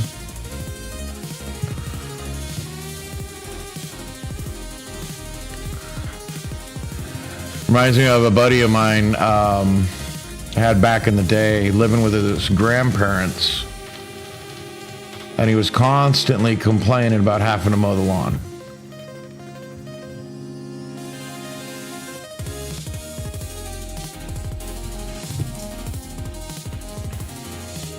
Oh, no, I totally understand.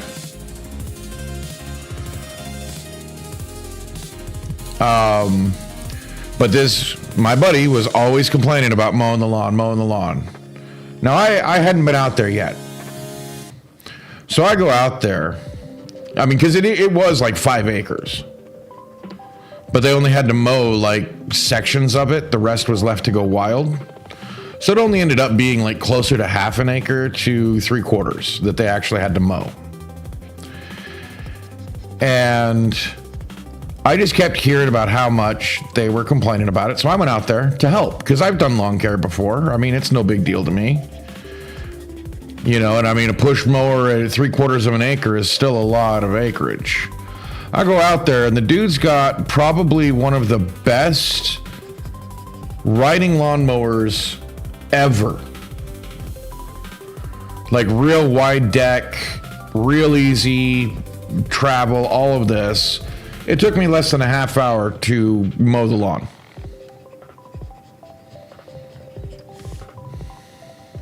With that thing. And that was including, and it took me about another half hour to trim it with their weed eater that they had, which was really nice. That his grandparents had. And no, it was their riding lawnmower. That's what this dude was complaining about, was using the riding lawnmower. And that put a lot of things in context about what this person would complain about versus what actually was going on. Yeah, he could use the riding lawnmower to mow the lawn. He was complaining about a half hour on a riding lawnmower. So much so that his grandparents just started paying a neighbor kid to come mow the lawn. And that helped me put into perspective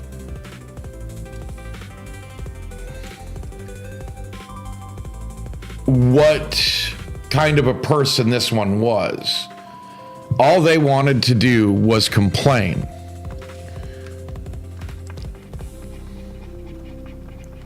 I mean, keep in mind, they were also living at their grandparents' rent-free. Oh yeah, the nose is literally what has made me change everything to try and like match the energy, the ability that I put into the nose. It's why I stress over these little details.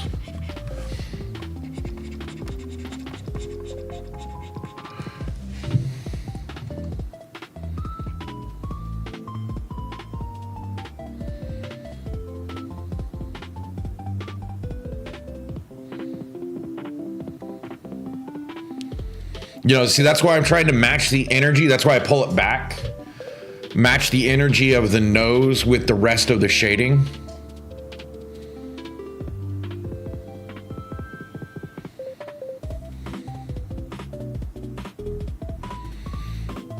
I don't know if I'm going to get there, but I'm sure trying.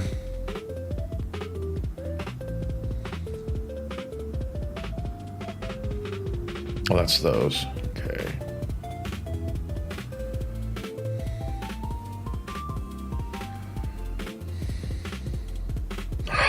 Right? I'll take that compliment. Because I'm really proud of that nose. And I'm just having a hard time with this section.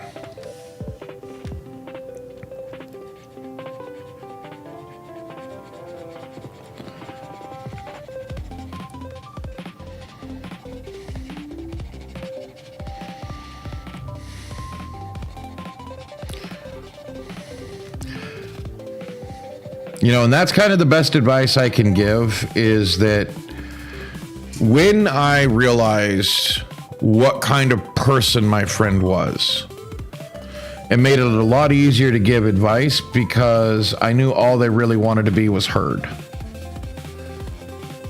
That was it. It wasn't about what was going on. It wasn't about even really wanting the advice. They'd talk themselves into it. Into or out of whatever they were talking or thinking of. Now I want to lighten you up.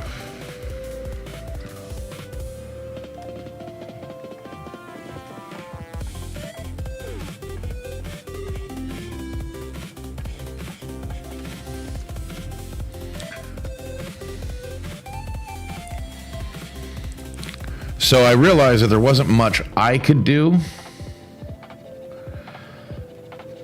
other than listen.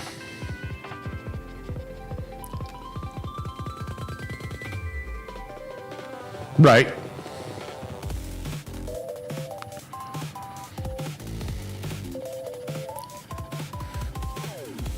But see, I also have a problem when somebody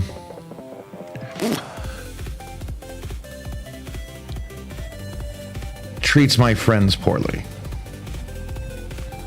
That's a trigger I have tried for years to get a handle on, but it is definitely a trigger of mine. You know, just like if somebody was treating, you know, one of you guys poorly.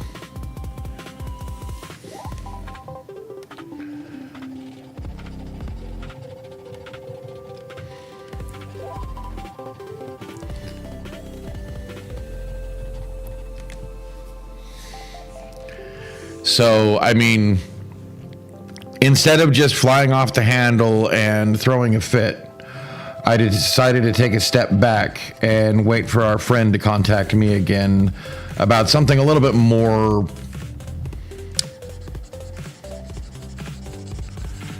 I don't know, meaty. Like, I haven't turned them away or anything like that. I haven't, like, when they have talked to me, I've responded every time as far as I remember. I might have to check. Maybe I missed something. But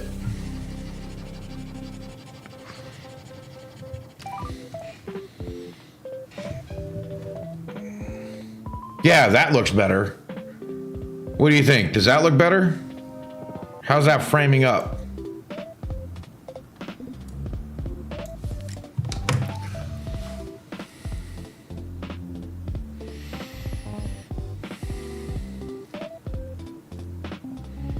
Solid chin. I haven't worked on the chin yet. I'm working on the shading up, and you can barely see it. This area. Trying to get the overall look to it.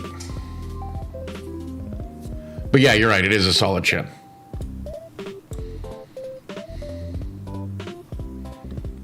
I mean, I did work on it. Yeah, to give you an idea, Infinite, we're still working on the one that started as that. Like, this is how much I changed because of that nose.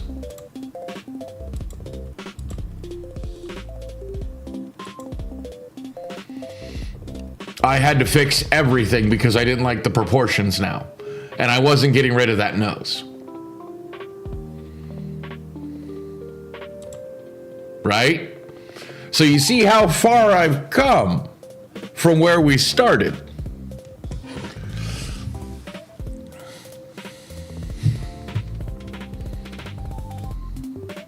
So my last piece of advice about what you had asked me about, and this will be the last thing I really say about it unless you open it up again. Say it bluntly. Oh, I'm in the wrong area. Thank God. Don't try to beat around the bush. Don't try to... Say it bluntly. Let them deal. They might get angry. They might whatever. But I really don't think they're going to walk away.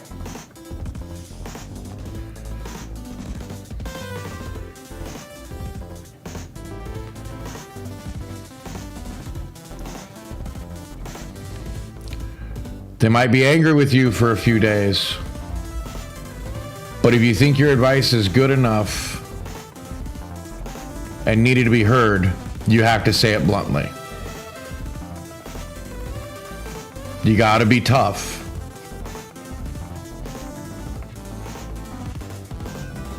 You know, I mean,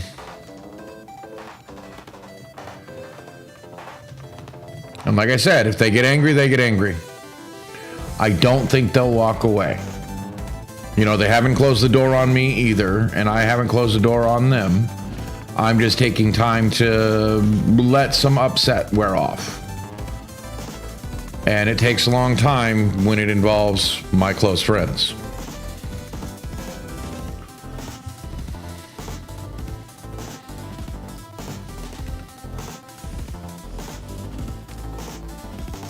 Well, yeah, I mean, that's all we all can do.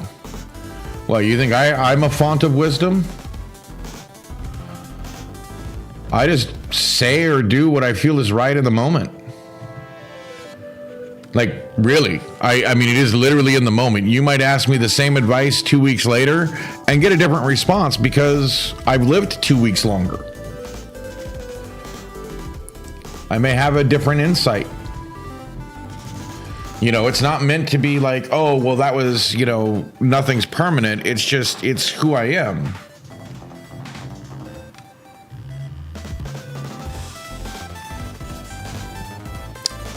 I do my best to live in the moment.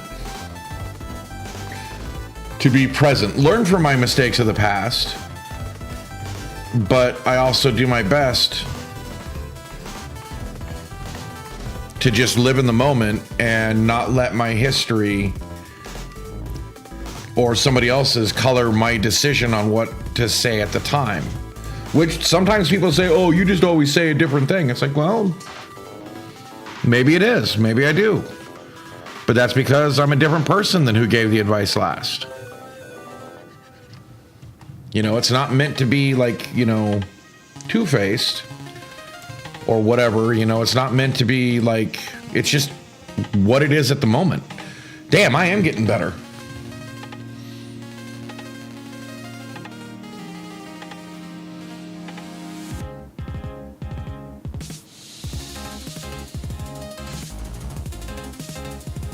I'm actually pretty impressed with how far I've come in just the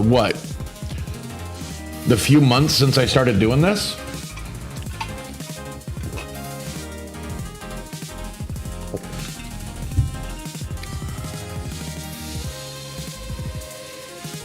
Oh, holy crap.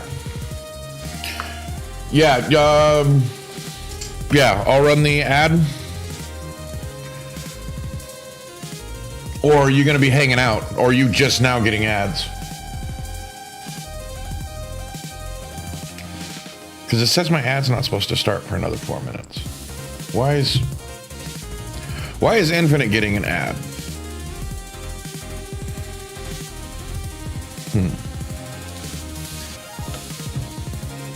Well, I'll be right back.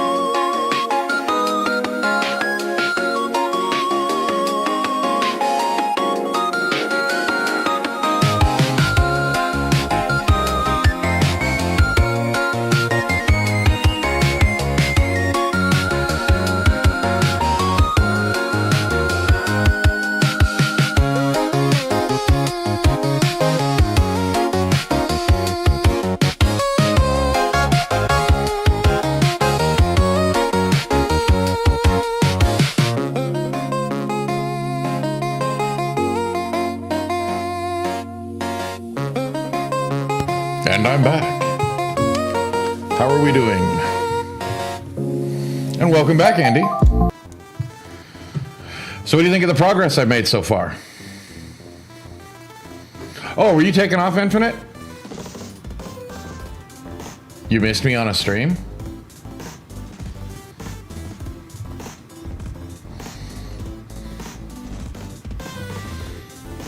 You finished yours? Well, I'm not as fast as you. I'm slow.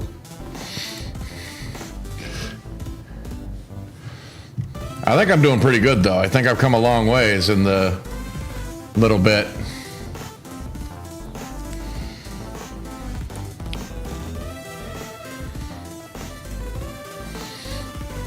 Okay, well, maybe I'm being too hard on myself then.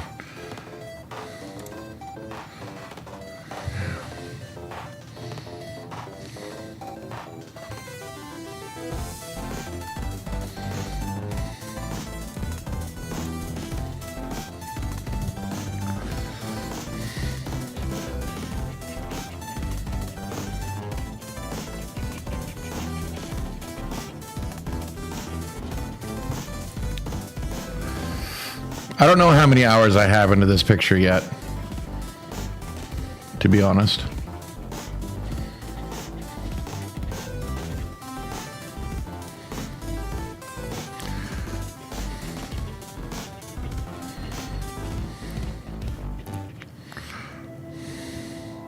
Normally it's closer to 12.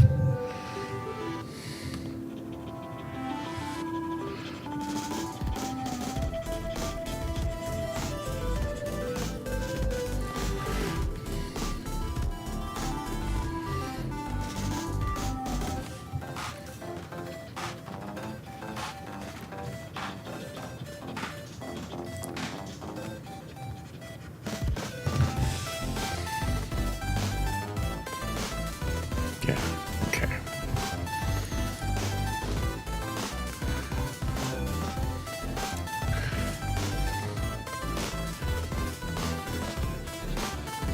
I will say from when I was a kid doing this, like, I mean, I do have some apparently muscle memory still left.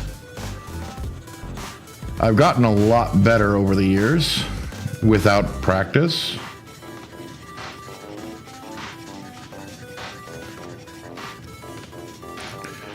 Which is really weird to me.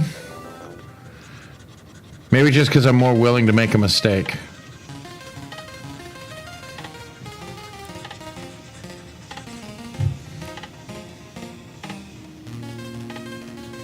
Yeah, there we go.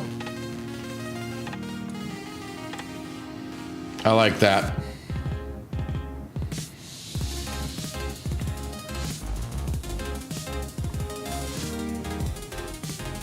Where's the other one?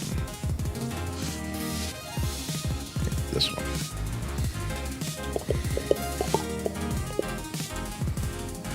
So how's your headache, Andy? Migraine. Sorry, migraine. I realize I forgot those things are different.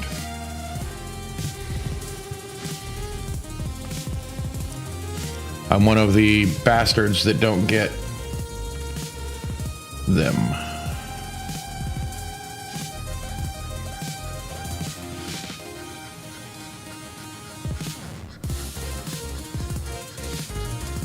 See, I figured you just took off because of the headache. Because I know sometimes, sorry, migraine.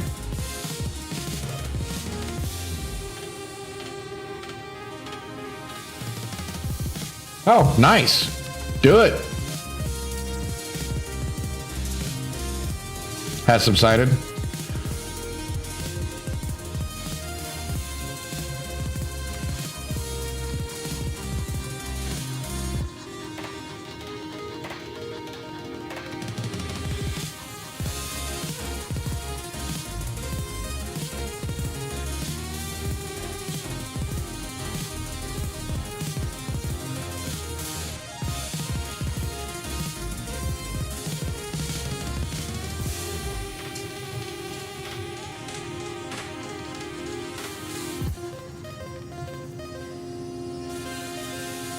Oh. Yeah, my buddy gets those migraines. He has to basically just hide. There's not much he can do about it. He gets the starburst in his vision.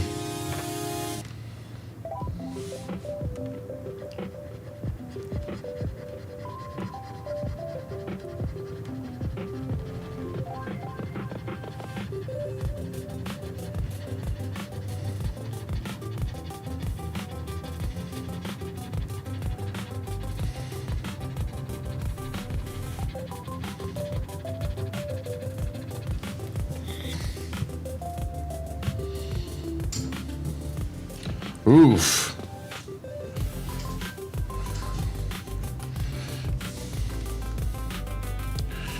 Yeah, the flashlight thing coming up in my vision. Oh my God, that would suck. I used to be such a night owl that when I'd go out during the day without sunglasses, the sidewalks would look like they glowed.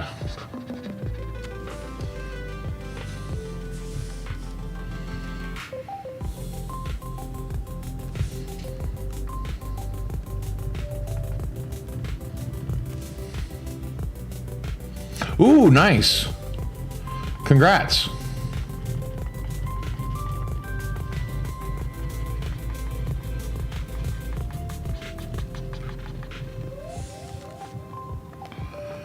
I always love getting a character or something like that.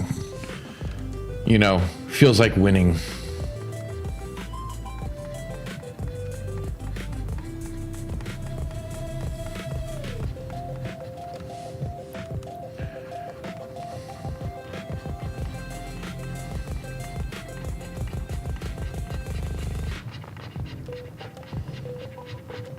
I don't think I've played a gacha game in forever.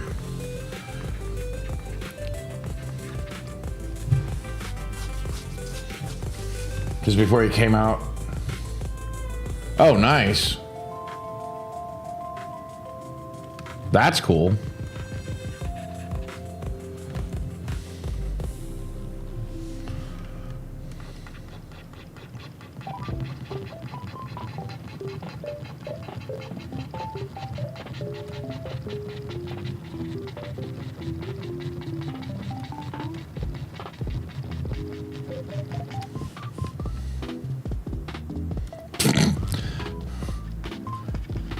They mined your data, that's how. Although if more people realized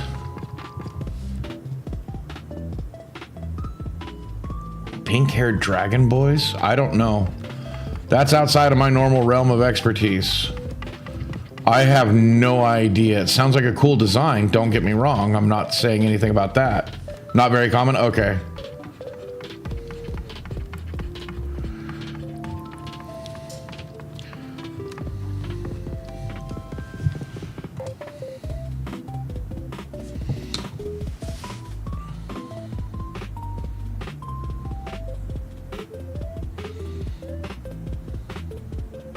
Yes. I am getting really happy with what I'm doing here.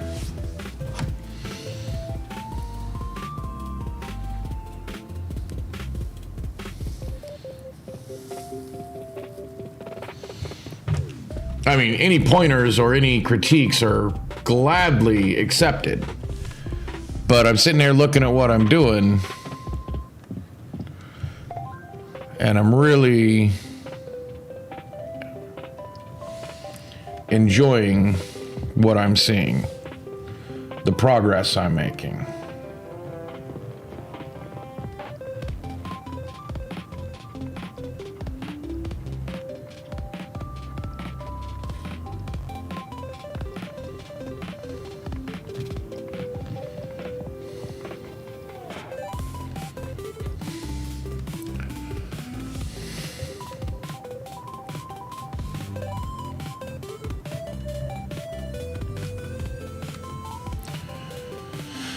Erebus was actually a demon guy, but he had dragon wings and horns. And the person now with Durian is close to Erebus' younger brother, Valerian, who has the same horns and wings, but light powers and less of an attitude problem. Okay.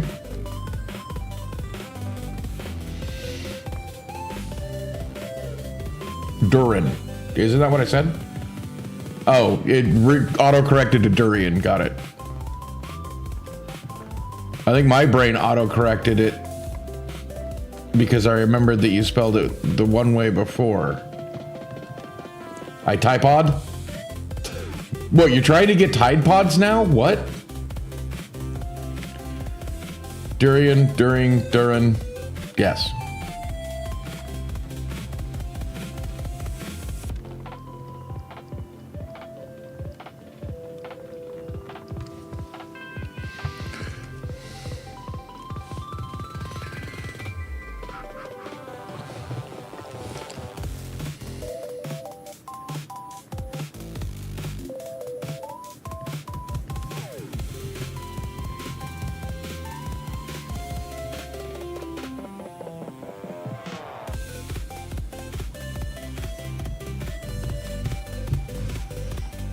Well, of course it happens. I mean, you should have seen how many typos I had this morning on Ghost Stream.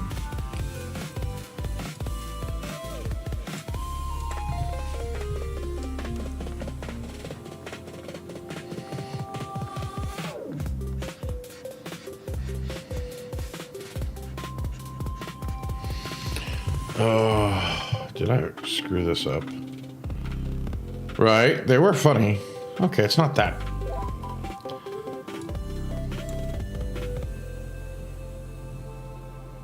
It's not bad. Okay, no. Just, I don't know. It looks a little weird to me.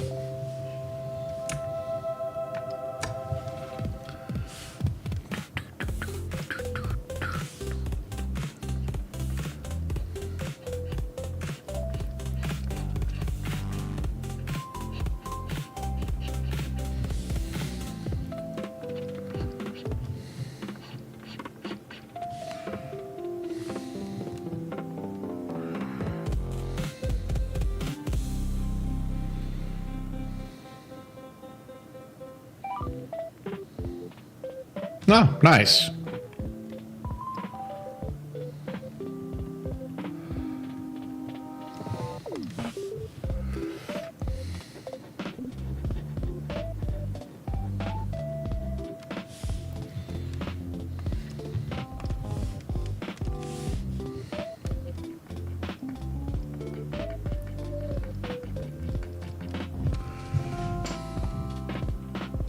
There we go. Fixed it.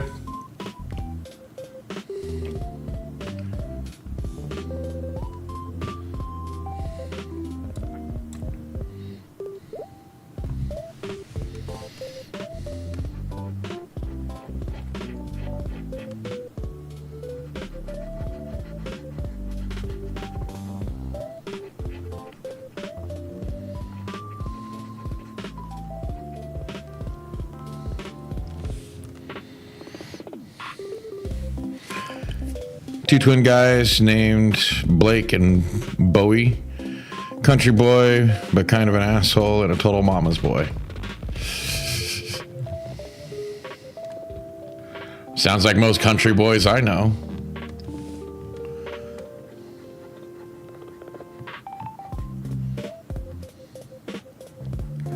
They're only jerks because they think that's how they have to be.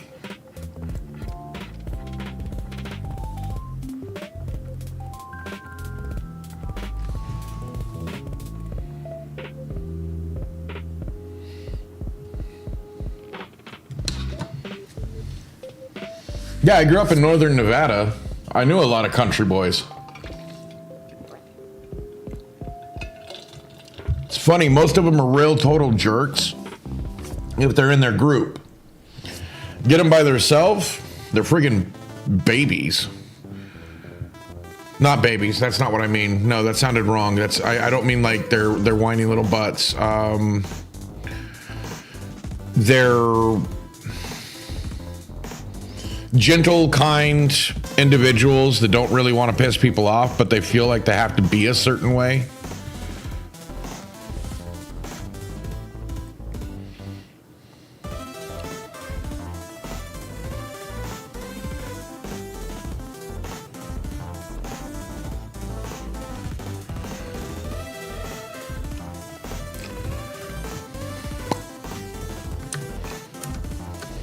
Oh, I hadn't lifted since then.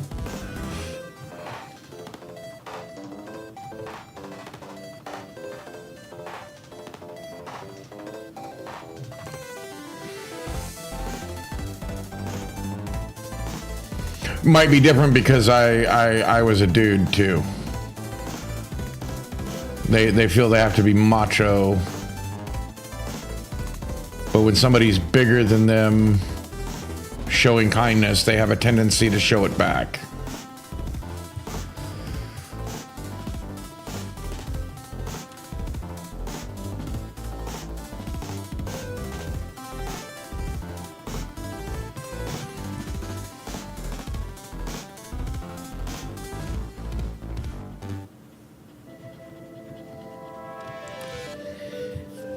Yeah, societal conformity is largely the problem there.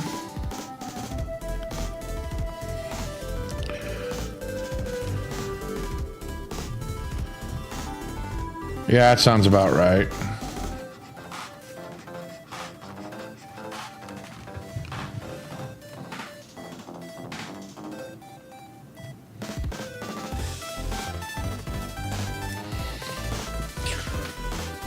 Yeah, not even a veiled threat.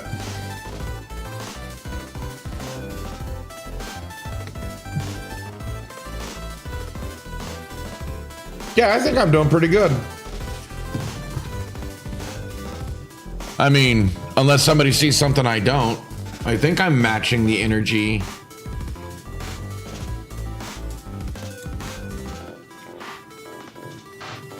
You know, having the light come from, well, on my side, it's the right side of the screen, kind of up and down. Trying to match the nose shadowing. Sitting here moving a cursor you guys can't see. I barely can see it on my screen.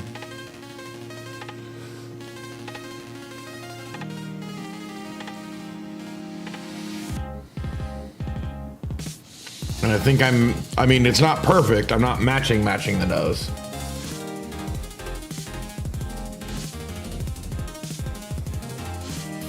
Damn. Well, then he's an idiot.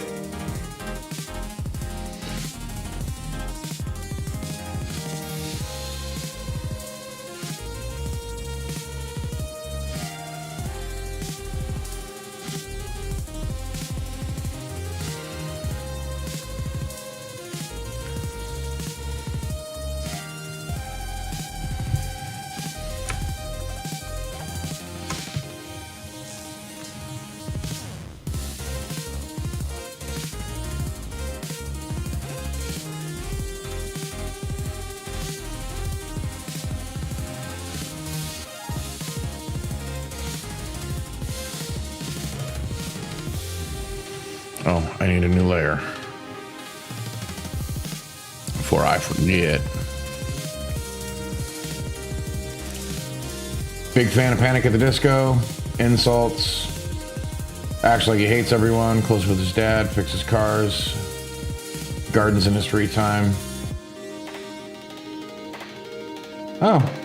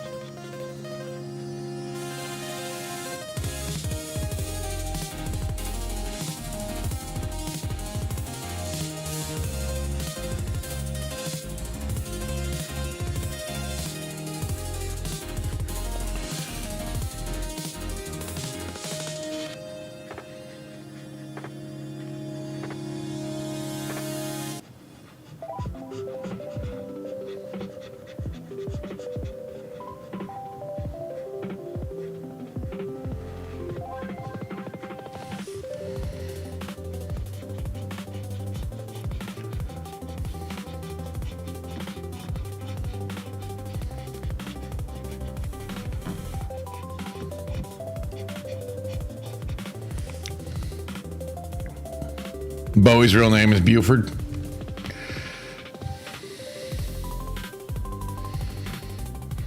Okay.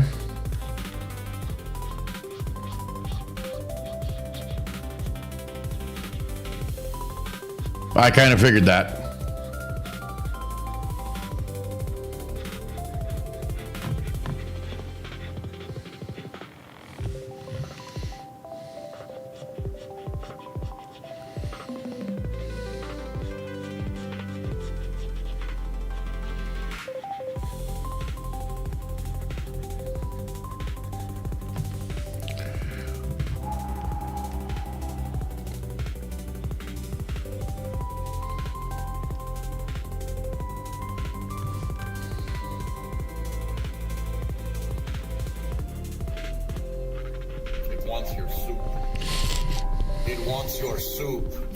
Oh, exactly. I'm not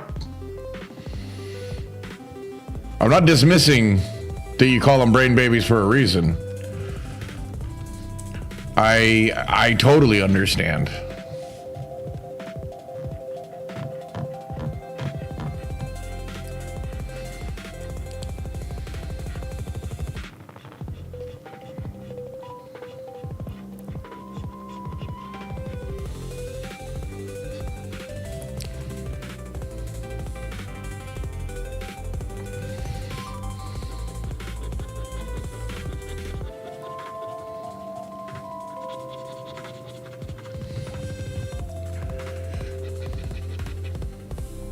What in tarnation? Yes. It's actually one of the places where my mom was raised. And my wife's mom was American Falls, Idaho. Hell, my brother was born in Emmett. Yes. Well, at least last time I was there, which was a while ago, but still, I don't see it changing too much. Boise's kind of deserty, but the further north you go, it actually gets really beautiful. In fact, actually, no, my family doesn't still own a lodge or still run a lodge. They own it, but they don't run it anymore because, COVID kind of killed it. They had a resort lodge up there.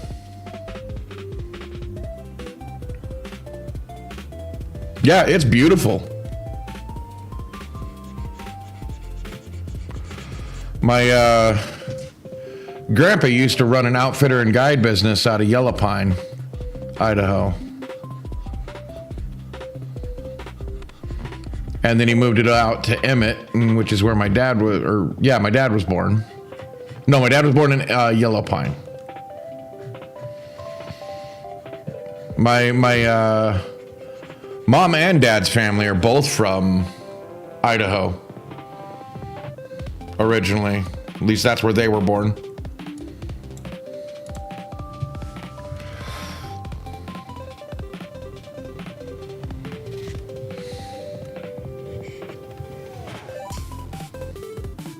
Evel Knievel. I've never actually seen Evel Knievel in real life, but yeah, I mean, I know of Evel Knievel.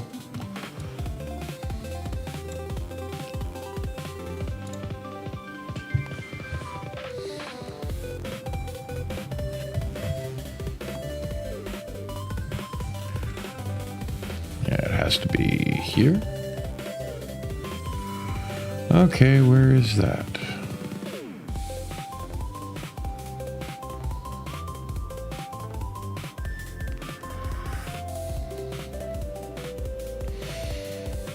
The other thing I know is that he used to own property out there. I don't know if he still does.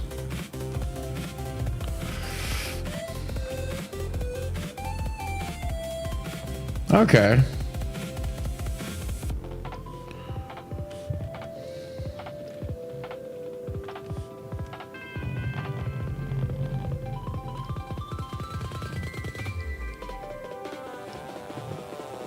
Or no, it wasn't Evel Knievel. Who was it that owned property out in Idaho?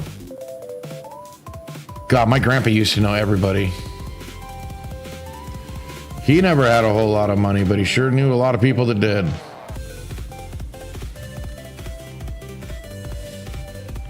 It's because Evel Knievel's from Midwest. I don't know why I was thinking he was from Idaho for a second. Probably because we were just talking about Idaho. That's my store and I'm sticking to it. Use the wrong color. Mount Shasta in California? Damn.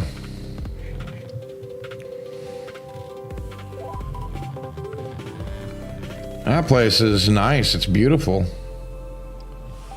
Some spooky stories to go with it, too. Really? I missed some?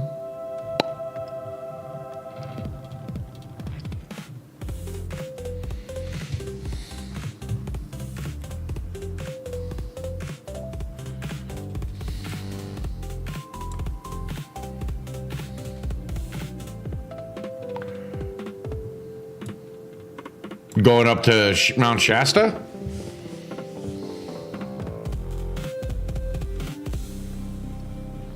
It's beautiful.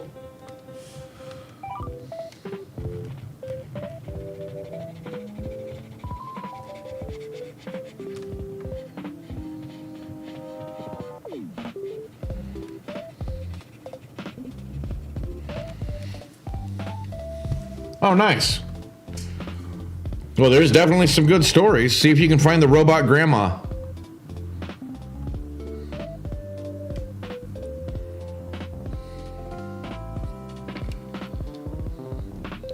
Well, I was born in Missoula,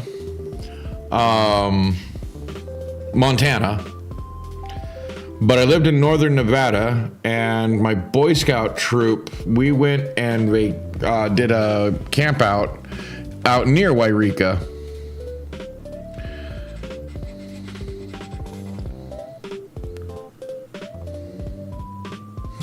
Missoula sounds like it's from Missouri. Yeah. Am I in the wrong layer?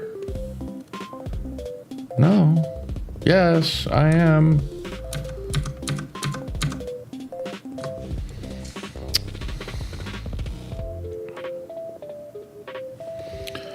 Where's the shading layer I was doing this on?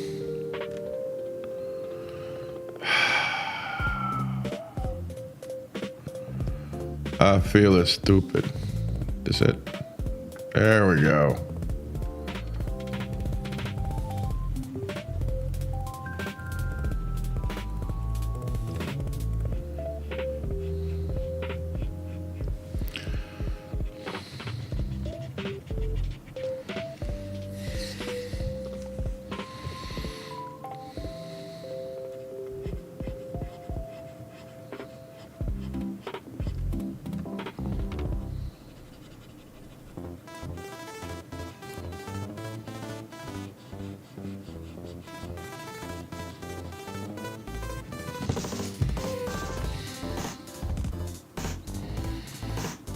Feels like it's missing something.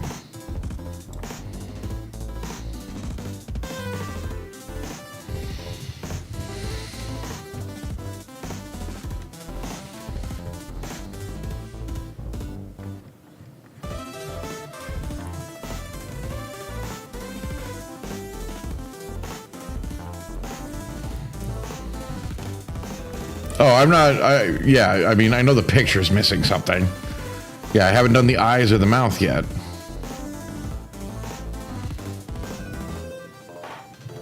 No, I was meaning this shade line.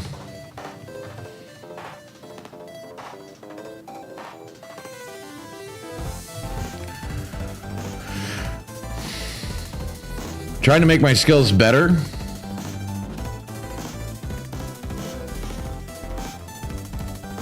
Before I try to tackle the things that people are really going to notice if I screw up on them.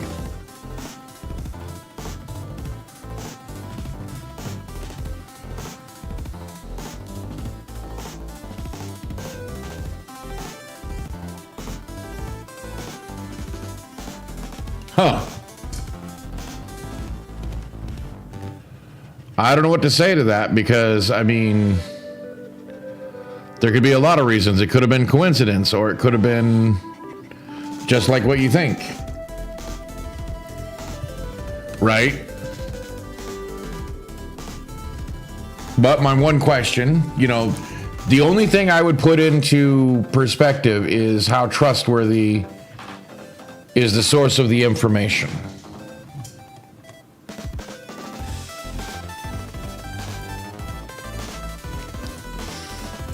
Well, if that's true, he probably deserves to find himself taking a long walk off a short pier.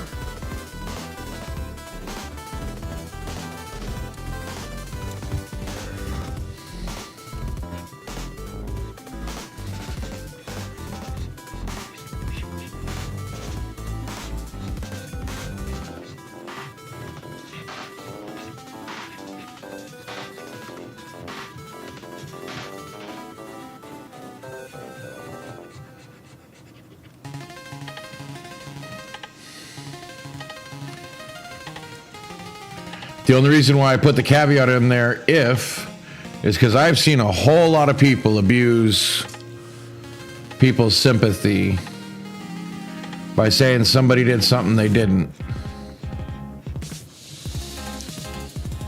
Now, do I know that that's what your mom would do? No, I don't. Not trying to say that at all.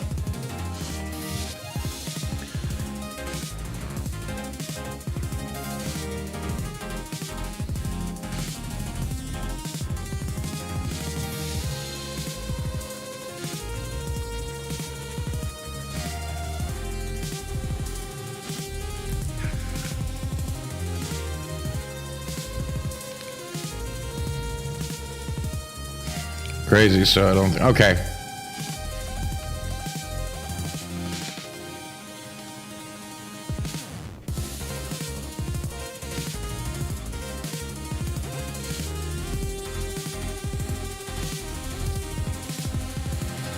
Then yeah, I would probably avoid the person. I will not call him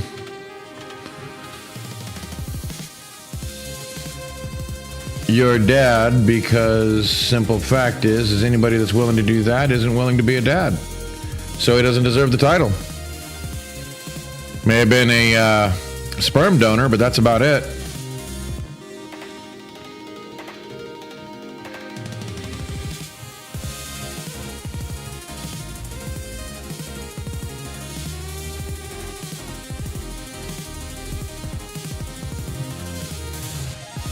And I'd keep it that way.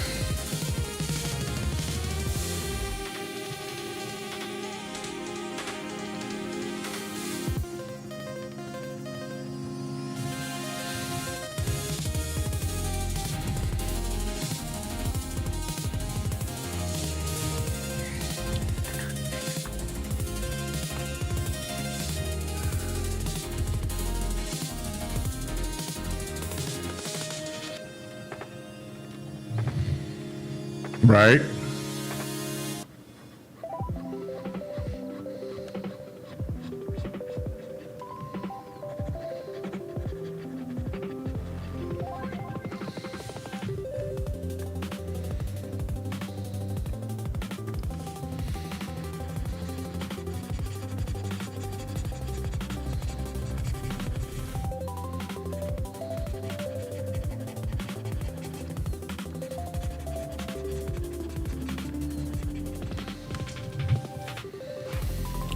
Didn't know he lived that close until, oh my God. That would creep me out.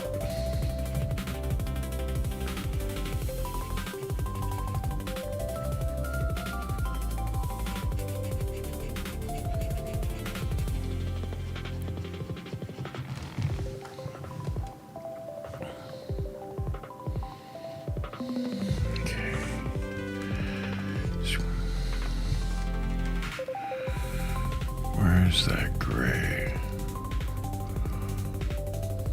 This one.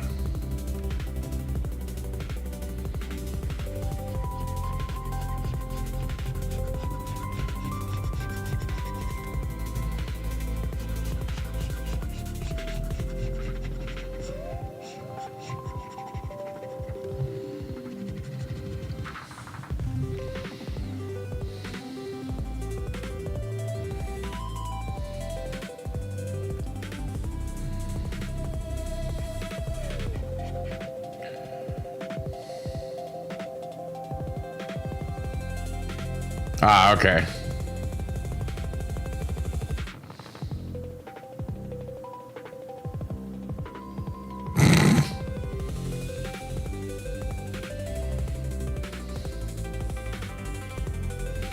Oh, interesting. Don't like what I'm doing with that.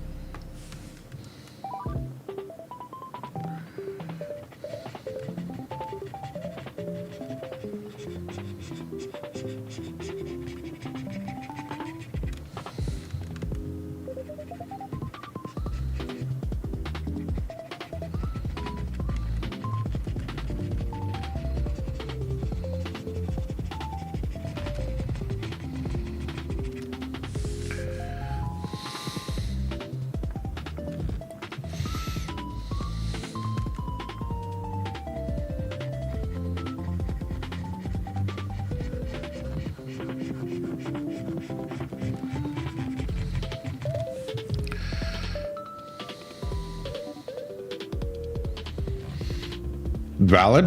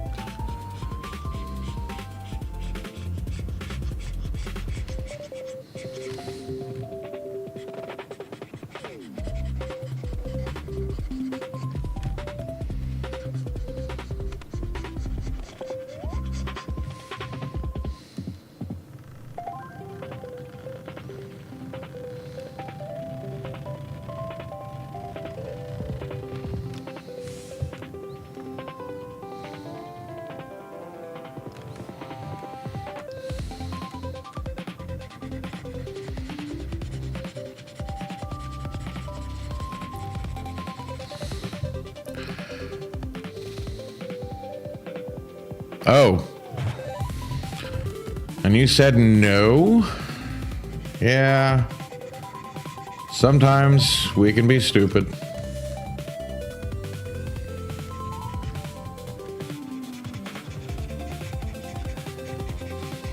Well, as you said, foolish. Made many of my own mistakes.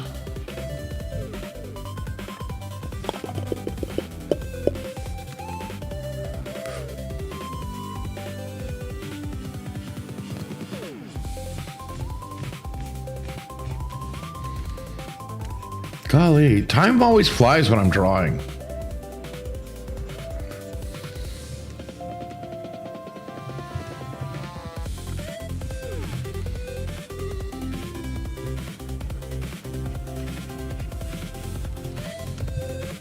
What year is it? Who am I?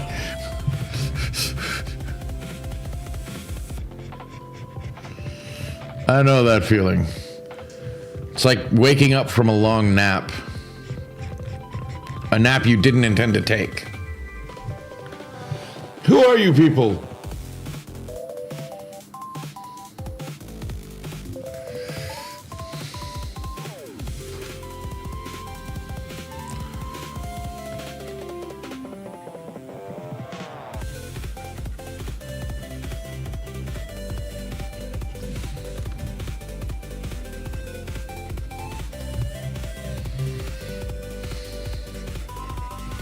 Who am I? Pretty decent Jackie Chan movie.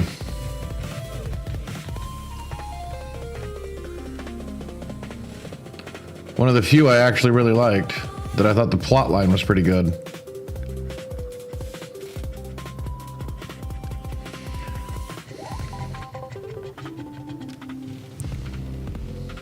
What is Gamora? No. Gamora is a Pokemon.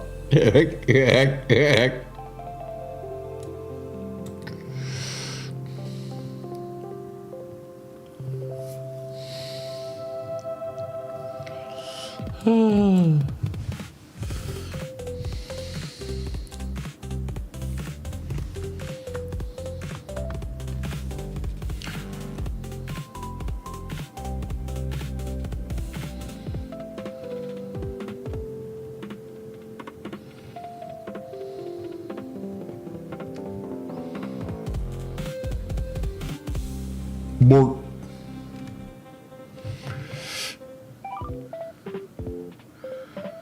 Damn it, I feel like I'm on a roll. It's too late. I know I need sleep.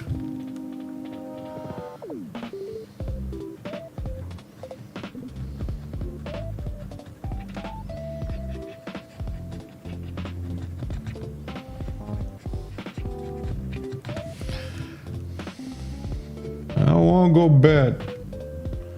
I like the little Bort though.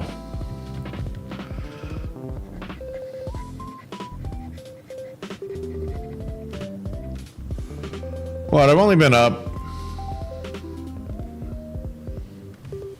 since 9:30 this morning.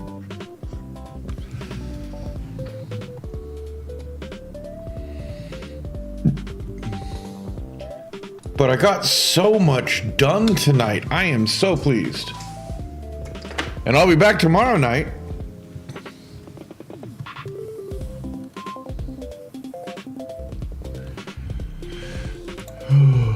With more drawing. 79.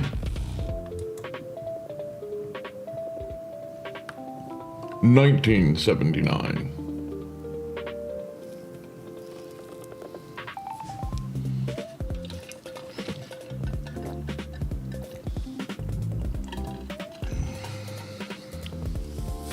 $85. Oh. Well, folks, I think I'm going to put it up for the night. I've had a lot of fun.